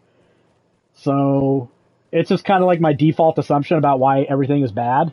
When things get worse, I'm just like, must have been private equity. They've got a track record for it. So I'll take that as a compliment. That's how I am with religion. No, I'm with you there too. I'm a very staunch anti-theist. I went to the Reason rally in 2012. That's how ardent of a believer I am in the religion of atheism. Unfortunately, I didn't meet any of like the big YouTubers I wanted to meet there. I was hoping to meet Aaron Raw, but I didn't see anybody. They were all too busy arguing with creationists. And that's when I got interviewed by, what's his name? Kent Hovind's son. I can't remember his name. Eric Hovind? I think Eric Hovind. That's where I got in. I got a bunch of photos from my visit there. posing with a dude in a Jesus costume riding a dinosaur. Just cool stuff. Just cool. It was fun. It was rainy. It was shitty. It was DC weather, but I got to ride the DC Metro and geek out about Fallout 3 stuff and hang out with a bunch of other atheists. Things are different in 2012. Things are different. Yeah. So, no, I don't know. Are you into a Bernie rally? I clearly need more. Yeah, the fact that they block. Oh, I can get on Bernie for a bit. I was big into Bernie in 2016, but his refusal to call a spade with Israel and Gaza is, I don't know. I don't got my time. I don't got any time for someone who's going to fucking deny a blatant genocide. Like, what a piece of shit. Or Like, call out, just Yeah. let Hillary blow over him. Yeah, like he no, shouldn't have done. and Obama with Biden too. Like, has allowing the centrist part of the Democratic Party fuck over the left wing actually helped anything? Because I don't see how you can look at the situation we're in politically right now and think, yeah, the Democrats fucking over the left wing of their party had nothing to do with this. Like, ignoring what people actually wanted and going with fucking wrinkled old centrist hacks that everyone hates, that's totally a better outcome. So that's why, like, I'm not a Democrat. I haven't been a Democrat since 2010, really. Well, yeah, there's the intimidation from the Clintons just straight up killing people. Yeah. I mean, I don't think that was ever on the table. Well, I'm not middle. I'm very far left. Because middle means being in between the Democrats and the Republicans. And I mean, they're both fucking incompetent corporate sellouts. Like, I'm significantly to the left of the Democratic Party. Significantly. I believe in Medicare for all because you show me an industry where having a for-profit middleman in between a service and its provider makes costs and services better. So I think for-profit healthcare is a scam. It needs to be abolished. Exactly what it gets replaced with is open to debate, but a lot of other countries seem to be able to afford free at the point of service healthcare with less of a population base, and these sorts of cost-sharing endeavors tend to work better the more people you have sharing costs. So I just don't buy that it can't work here. We have Gavin Newsom, who I fucking hate, but he's done a good thing where he's had California start producing its own insulin, and he's selling it at $11, I think, for a monthly dose, which, I think the average without insurance is like $500. So you want to talk about grift? I am to the left significantly of that fucking grift. So and it's pretty clear to me at this point that Democrats don't want to do anything about healthcare, which is why they were passed a Republican, Heritage Foundation created healthcare bill. Oh my god, this fucking antlion sword is just so tits. It's like I'm fighting things and their health bar actually moves.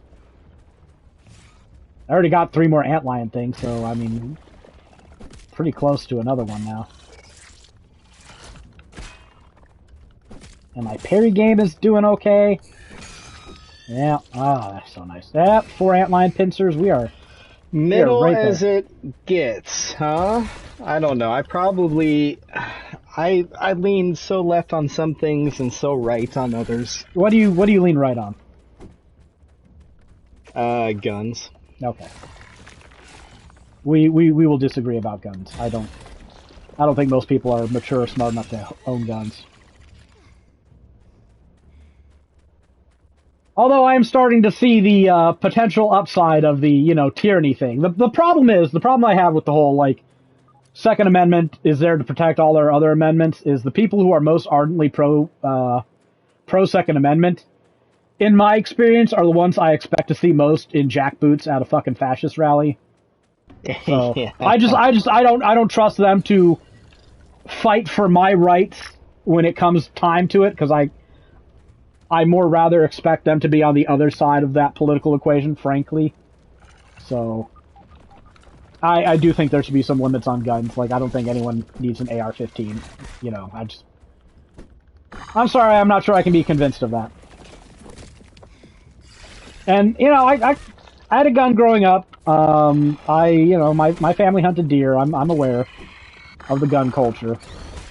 It was never my thing. I was a pretty good shot with the 22 we had, but I like guns conceptually more than I like them in practice. Especially when, I sit here and I look at data like you're X% more likely to shoot a family member than to actually, defend your family with a gun. I'm like, yeah, that sounds like some dumb shit I would do. Like, I can totally see myself dropping a shotgun and shooting my fucking face off or something. Yeah, Maybe that's a me thing, but people are not quite there. I just don't think I wouldn't think it would be you though, because like generally, attention to detail is higher than the average Americans. That's the biggest part that these people are failing at. I think you can't be cleaning your guns when they're loaded. Like all this other stupid shit these people are doing. That's where I think you're around it enough and you become complacent, and I don't think a lot of people are just mature enough for it. Frankly, maybe I'd be okay if there was like a robust like licensure program for gun ownership, but that kind of defeats the purpose. If your whole thing is to protect from tyranny, which I just don't believe people who own guns are one willing or two capable of actually doing. So I guess that point's kind of I could be convinced that gun ownership should be allowed under a strict licensure thing, but I just... Well, I mean, I grew up in the Northwest, right? Pacific Northwest. No, I know you're... And yeah. we would have training, like every 14-year-old boy would have like gun training growing up. Yeah. That's the way to fucking do it. See, now, I've never been around, like, my dad and other people I knew who had me around guns were never cavalier with guns. Although, I guess getting, like, a 7-year-old to shoot a Magnum while you're deer hunting is not all that good of a gun handling policy. Whatever. When I was older, they cared more about gun safety. I remember my dad bought a 22, and we had a bunch of, like, old, rusted fucking cast iron cooking stuff for, like, camping. And he decided it was time for them to go, and those would be good target practice, so he'd arrange them up in the backyard. We had woods behind us, so it was no thing. And I'd shoot on those. And I'm a pretty good shot. I could hit those pans from, I don't know, I'd say it's about 100 feet. Which is not amazing, right? And I'm not saying I'm a sniper, but I think hitting a 4-inch target at 100 feet is pretty much basic gun competence, right? To the grocery store. Yeah, that's what these idiots do. I don't like open carry. I think, and the stats reflect this, I think most Americans would be safer if most other Americans didn't have guns. And I saw someone saying this on Twitter, well, we got rid of the guns over here in the UK, and you see all the stabbing stuff. It's like, I'm pretty sure the dude who fucking murked 150 fucking people, or whatever, 50 people at that concert in Vegas, has a higher kill count than any fucking guy with a knife. Obviously, people are still going to commit homicide, but right now we have high gun homicide and high knife homicide. So, I don't know. But we can disagree on that. I honestly don't feel super strongly about guns. I just the thing where I get pissy about guns is like the same people who say shit like, well, I mean, some high schoolers just gonna have to get shot. It's part of freedom, and then they want to pretend to be pro-life about abortion. It's like, go fuck yourself. So that's where I get really annoyed by the whole gun debate. Is when people who are pro-gun also try to be pro-life. Like, you can be pro-gun, but you just got to acknowledge you think some people getting shot by loonies who have overly easy access to firearms is an acceptable trade-off for your aforementioned access to firearms. I mean, if you want to take that position, that's fine. Own it. Charlie Kirk did, and then, everyone wanted to cry when a crazy fucker with a gun shot him. Well, he said that's a sacrifice we all had to be willing to make. He was. I at least hope. I'm glad he got the opportunity to put his money where his mouth is. But, you know, I don't think most Americans think that they're going to be on the shot side of a gun. And they Yeah, are just probably willing not. for everyone else to be on the shot side of a gun. They opened 2 Turning Point USA chapters in your account. See, that's the thing I don't understand about Turning Point USA. Like, they get tons of billionaire money to do this shit, and like I see the polls, and young people fucking hate them. Like, Charlie Kirk is sorry, I was giving him the benefit of present tense. He's a was now. That's his pronoun. Jesus Christ, Nathan. But they give him fucking, like, all these rich conservative fuckers give him all this money, and he doesn't seem to turn anybody pro-fucking Republican. Like, he goes to college campuses, and I don't see any positive outcome in the demographics. Like, 18 to 24s hate Republicans. Yeah, I saw tons of jokes about his shooting. All of a sudden, the free speech people who, you know, just want to tell jokes, oh yeah. Throwing commies out of helicopters, that's funny. Anti-trans jokes, that's funny. Your little fucking propagandist getting shot in the neck by another fucking Christian loon, that is funny. Okay, I'm starting to see a pattern with this thing. So don't start on dark jokes. Rebecca loves those. She might stop paying attention to work to come shoot the shit about dark jokes. Keep it up. No, she's trying to save lives right now, like literally, figuratively. Probably that's her job. So I don't know. I'm trying to think of anything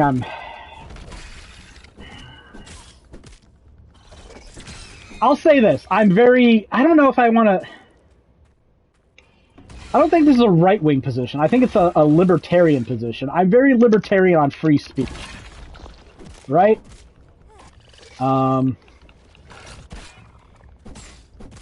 I'm actually way more free speech than any Republican is, because you know what? I think Americans should have the free speech to be able to boycott Israel. They should be able to boycott anything. Like, that's fundamental free speech. You should be, if someone says something you don't like, you should be able to call them an asshole. You shouldn't face any repercussions for your speech. Who's stopping you? What do you mean you shouldn't face any repercussions from the government? Sorry, from the government. From the government. That's a way better take. You almost went insane there. If Greg says something I don't like and I call him a piece of shit and I decide to stop talking to him, that's a repercussion for his free speech that he has to suffer from. Let's be fair. If that happened, it would go the other way. But I'm just hanging you out to dry here because fuck you, Greg. That all tracks. But like, that's also my free speech to go fuck you, Greg. I don't want to associate with you anymore. Like, the government is canceling people's visas because they're saying shit about Israel. Is that free speech?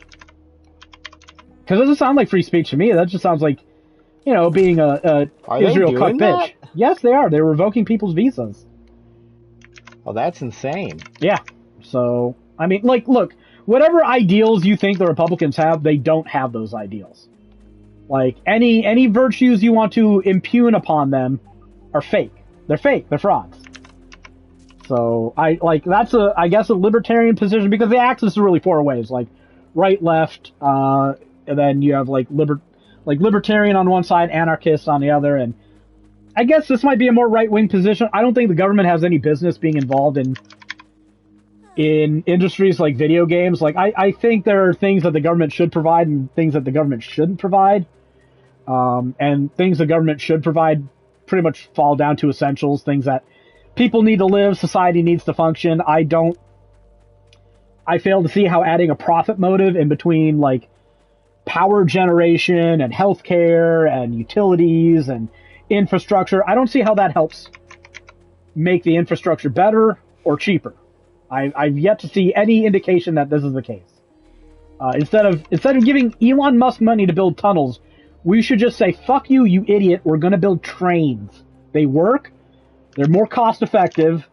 It's a big country. We could have had tens of thousands of miles of trains here if we were a serious country, but we give idiots like Elon Musk money to build a fucking 5-mile tunnel under Las Vegas that can move one car at a time slowly. Like, I just don't think that's serious at achieving the goal of facilitating public transportation. Like, I don't think the government should be making video games. I don't think the government should be making shoes. I don't think the government should be involved. I don't think the government, like, I know the government gives out endowments to the arts. I'm really not certain that's the government's business. And I get it. Like, I don't think the arts should be neglected.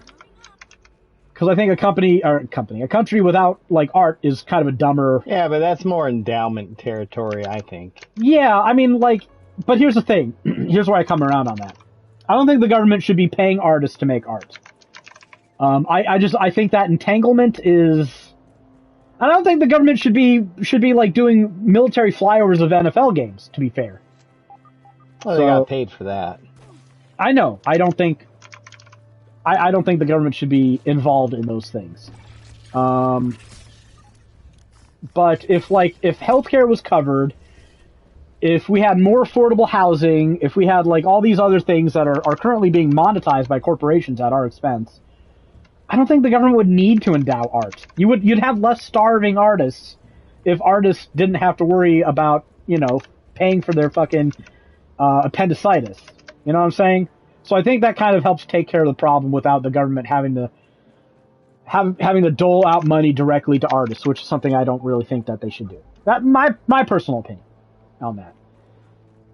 I do think the government. Nathan hates the arts. I love the arts. I think there's better ways to go about facilitating art culture, and I do think the government should have museums, right? Like, I think that's a public interest. I don't think they should be paying to make art. I do think the government should be doing, like, research. I think they should be spending a lot more on R&D and stuff like that. Like, we spend a lot of money on creating medicine, right? And then we allow private companies to monopolize that medicine and charge out the ass for things that we funded the research on it as taxpayers. Like, why don't we just own it as taxpayers? I don't understand that. So, I mean, I understand it, but it's pretty clear grift there. So, is that a right-wing? I think that's kind of right-leaning. The government shouldn't be involved in some of these industries. Make the government smaller in those regards. That's kind of right-wing. That's kind of right-wing. Small government. Yeah, usually that's right-wing. So I'll say that. That's why I don't like, people who say government should be smaller. How? In what ways? Because I think everyone can think of things that they want to cut from the government, but it's a more interesting conversation when you can talk about, well, what do you think the government should be doing? Because if you want to talk about small government, I'm willing to cut Department of Defense to a quarter of its current spending. Minimum. Bare minimum. Overnight. Slashed. I'd sign on to that right now if I had just executive power to do that. Oh, but what about our military, blah, blah, blah? Well, you know what? We've been giving them trillions of dollars, and I don't think we've seen a great return on investment. You sure can talk, can't you? I'm good at it. That's what carries this podcast. Isn't it? Yeah, I've been shopping Typing. for magic cards while you've been talking. I'm buying 18 more of them. You bought 18 more of them? What do you buy? What'd you buy? Greg, you have to tell me. You're just getting these cards, and then you're getting out, right? Yeah, all I care about is Final Fantasy. Okay. Why? Should I care about more? No. I mean, depends what you're interested. Like, if they did a Dragon Quest set, I'd be hurting, man. I'd be hurting because I'd be like, I gotta buy this. Yeah, I would be awfully tempted about Dragon Quest as well, to be fair. I really like the Innistrad sets. What's the best one? I got I like 3 in this little package that I found. I like 4. I got Minwu from Final Fantasy 2. Nobody knows fucking Minwu. I know Minwu. I play do. Final Fantasy 2. I like them. I played that game last year, I think. The most expensive one was $1.19. It was a Saz. So you're still buying the cheap ones. The that's chocobo fine. chick in his hair. Yeah. Yeah. You're still buying the cheap Zidane is in here, but he was 17 cents. Yeah, well. And Queen Brawn was in here for 26 cents. Like, there's a lot of rares that I don't have that are really Wait, cheap. Monstera is a meth head? Meth head. Why are you insulting our viewers? We only got the one. I didn't say. I'm just reading. How am I? You know what? I can't win. No, well, calling our viewers a meth head is kind of an indefensible position. I was in just the past. reading. Legit, you were a meth head? Oh, so now Greg is. Oh, come on. Yeah, Greg is a loser. Thanks, Greg. All I did was read. Well, okay. There's, you know what? You can read in your head, right? Are you one of those people that has to read out loud? Yeah. I can't win. I'm shutting up. Or did Greg purposely misinterpret something? Because he does that. I can read. Yeah, okay. I know what's going on. Here's a Gregism. All right, so I got enough to make. I did have 2 cards come in today, though. I got my Jumbo Cactar in today. I love that card so much. I love it from an art and a flavor perspective. It's stupid. It's one of the best cards for that. And you know what? People were selling that thing for $20. All right, I'll tell you, this made me proud. This made me really proud. I don't know when, because I bought it for like $1, $2, something like that. I can tell you. People were selling it for $20, pre-release and early launch. And here I am, old man Nathan. I was like, that card's not $1.90. Okay, yeah.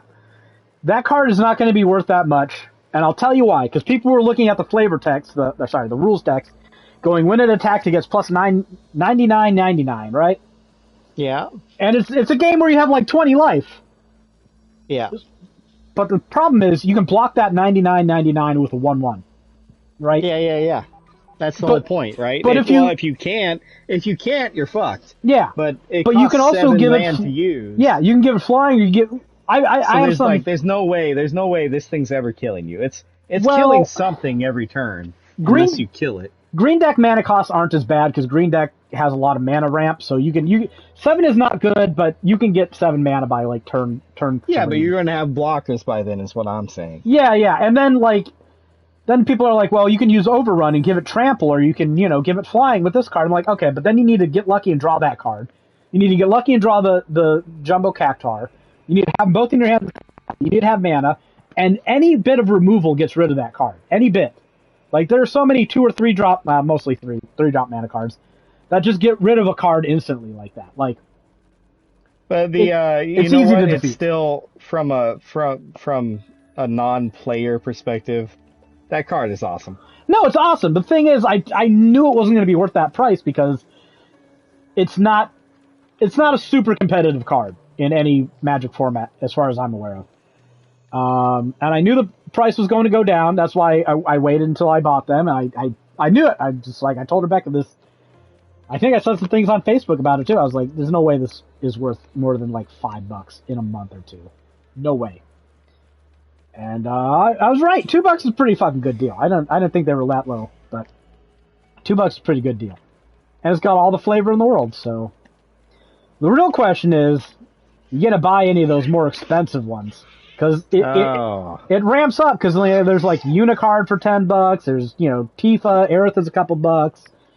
You got some lightning cards you can probably get for 10, 15-ish. It's just... Maybe when I get paid for Silent Hill, we'll see. Ladybug lumbering down the lane.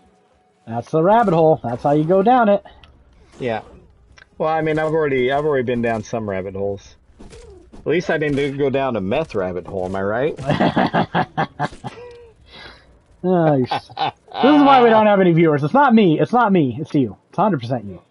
Yeah, probably. Like, I'm annoying and I'll talk forever, but I won't be like, hey, viewer, you a meth head? Put the pipe down and maybe you'll be able to type more legibly. That's Greg over here. Yeah, do they do meth out of a pipe? Is that a pipe thing? I think they do. I think meth pipes are a thing. But I'm a... I want a necklace for any you get paid for Silent Hill. I mean, you kind of owe them now. Accusing them of shit. They could just sue you. I'm a what's it? Teetotaler. Like I don't. Teetotaler. Teetotaler. Yeah. That one. I don't even drink. I've never been drunk in my life. I've never smoked a cigarette. I've You've never never done. been drunk. Jesus Christ. I've drank some alcohol, but I've never drank enough to get drunk. What's the point of drinking alcohol if you're not going to get drunk? That's what I always thought. To see if I still hate it as much as I remember hating it, and every time I try alcohol, I'm like, oh, this shit sucks, man. I can get through through a few drinks, and by drinks I mean like swallows of an alcoholic beverage, not actual, vessels of alcohol. And I'm like, all right, it's okay. And then I start really tasting the alcohol after a couple of swallows. I'm like, why am I going to force myself to drink this? And it just tastes like an ass version of something I could be drinking instead and enjoying. So I don't like the taste of alcohol. I don't want to force myself to drink something that tastes like shit so I can act stupid. I can act stupid on my own. And I do it every week on this podcast, so. There is Paul was messaging me about the Outer Worlds. I do want to point out a couple things to you that I think you'd find interesting. They still have the flaws that pop up randomly. Yeah, I'm not uninterested in the game. I'm not going to pay $70. And they do sell the meth pipes at the gas stations. You know what they do? They put a little rose in it, and they call it a vase. And then that's how they sell them, like on the counter at the gas stations. It's crazy. Okay, well, you guys know more about this than I do. The Outer Worlds. There's still the flaws. Yeah. And you can accept them or reject them, but there's a flaw for automatically accepting every flaw and getting some extra perks out of it. Or there's also a flaw for not accepting any perks or flaws. There's a flaw for being a jack of all trades that gives you, instead of giving you 2 skill points every level, they give you 3, but you can only spend them on your lowest level skills. So Let's be honest. If you want to get speech up to 5, I mean, you're going to be like level 16 before that happens. Jesus. Because you got to put explosions up, like anything that has a 0, you have to put a skill in that. I would consider it if I thought there was a viable route to min-maxing, but I'm guessing. Well, I mean, with all those extra skill points, it's intriguing. Maybe there is. But that might be something. I don't know. There's several flaws that intrigue me. I would sit around grinding low-level stuff for so long to do a min-max build. You should have some idea. So I made a second antlion sword and I put it in storage. It's interesting, is what I'm saying. I've got a full suit of antlion armor. I would love to spend some time with just specific flaws to see how it pans out. But let's be fair. I'm not going to do that. But somebody, like, there will be a YouTube video somewhere in the future. Somebody will explore these flaws and figure stuff out. Oh yeah, somebody will break the game totally. Yeah. Totally. I did pick a flaw where I get plus 50% ammo capacity on every weapon you ever use. But if you run out of ammo and you have to reload, like if you don't reload manually before your ammo hits 0 in the clip, you lose 40% damage. For the next clip? For the next 8 seconds. Oh, okay. Which I think is fantastic, because I'm constantly manually reloading. I think I could work my way around that. The only problem is if you like try to use a sniper rifle or something.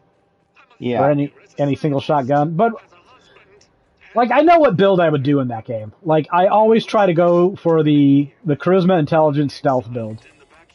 That's just my go-to in those games. I want to be able to talk my way out of trouble. I want to be able to sneak, and I want to be able to shoot things.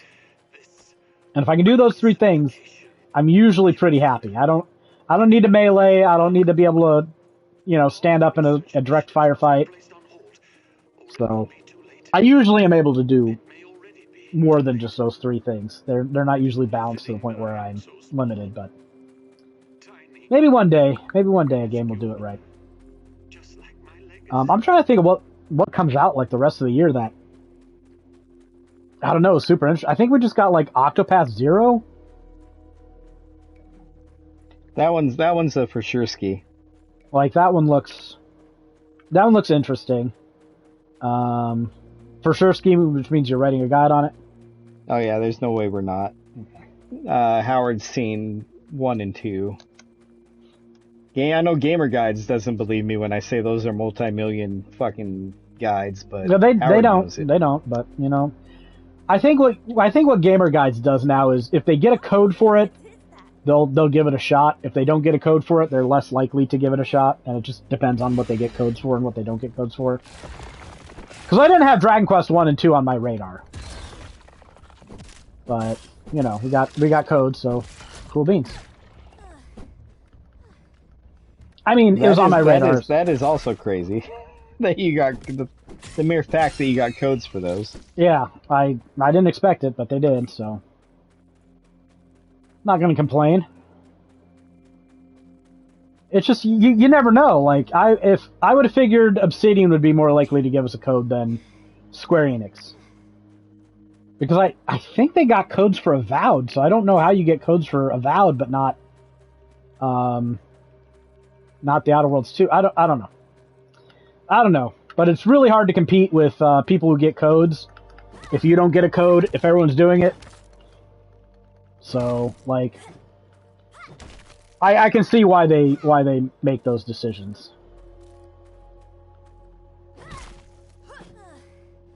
Our base actually has doors now. I was confused for half a second there. Yeah, I saw Rebecca put doors up right away. She made jerky racks too. Ah, did she? She's been building away up there. I think we're just about out of antlions. I don't know if I got another... No, I don't think I did. No, I only found 2 more over here, and I didn't get another head. So we are still probably a bit away from making a 3rd weapon or multiple suits of armor. But I'm fully kitted out, so I can't complain. Need to find out how to make that mint mace or whatever it is. Yeah, we'll get to it. Because I tell you what, once I get that, I'm ready to go to the up yard. Like, what's going on? Is there a game still going?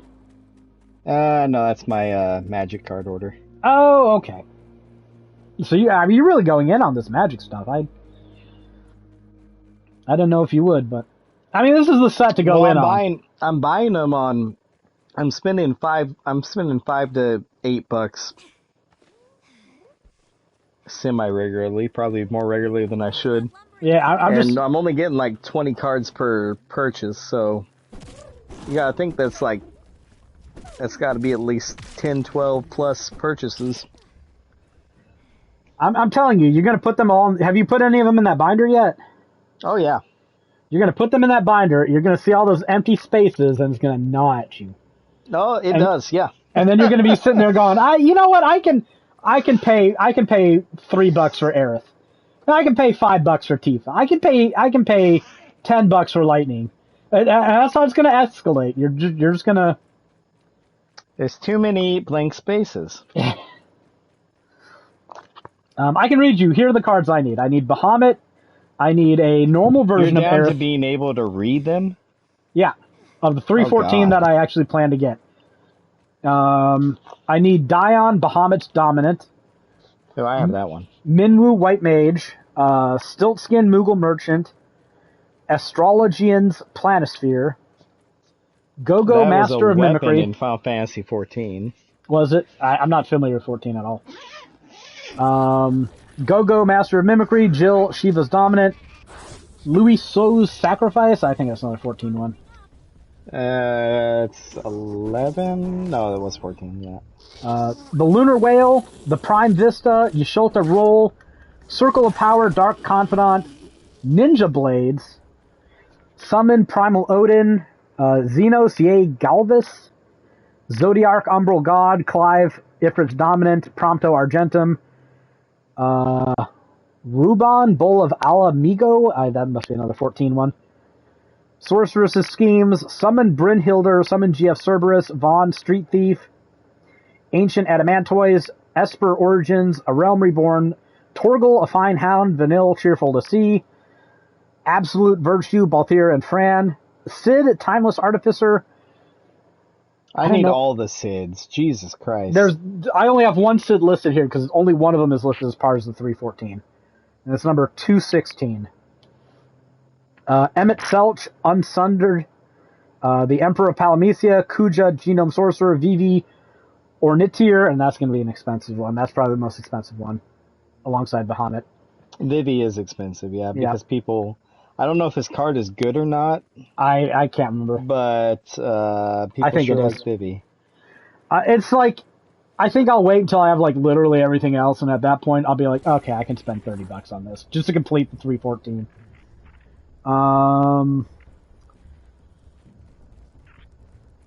Etir and Prewin, Excalibur 2, Poo Poo UFO, the Regalia.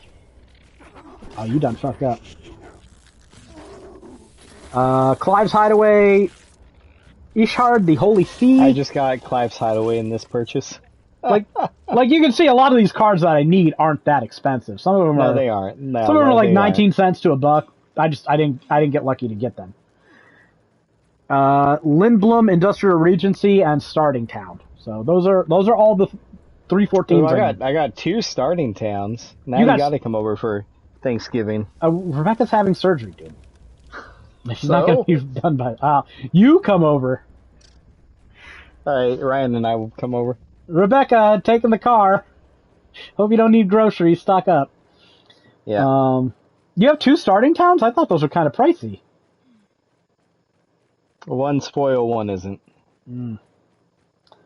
So yeah, I want to do the 314. Some of these I have versions of them, but I have like the extended art. And, those aren't part of the 314. I have them, but they're not part of the 314. So I'm going to finish the 314, and then I'll worry about expanded art and other things. And we'll see if I want to get up to like the 500s. But baby steps right now. Baby steps. Yeah, some of the alternate art cards and the borderless and that, like, their numbers literally get up to 500. Yeah, I think there's... I bought a Fang, Yeah. Fiercelessy or something like that, whatever her name is. Yeah, because some of the alternate arts and foil, like, we got Balthier and Fran alternate art foil, and it's like, it was super cheap. And it's like, well, why would I not buy the cooler one? But now I don't have the normal one. Yep. And I didn't care before, but now I've got this binder of shame saying you don't have it. So what am I going to do? Not have it? No, that's not how this works. So That's how it works. So we have both doomed each other into poverty by this, I hope you know. And Rebecca has her own binder, so... Oh, my goddamn knee. I'm going to need to get up and make chili. Yeah, we don't help each other, that's for sure. Okay, No. wrap it up. I want to get It's some been cereal and wrapped. go to We're bed. done. We're done. We've been done. Then say You- the line. You've just been accusing our viewers of being meth heads and dragging things on. Well, if you didn't want me to read it, it wouldn't have been there. All right, that'll do it for episode 466 of the 3G podcast. And Greg, go and reflect on your actions about insulting our viewers. And until next week, we'll see you all later. Yep. Bye. next time.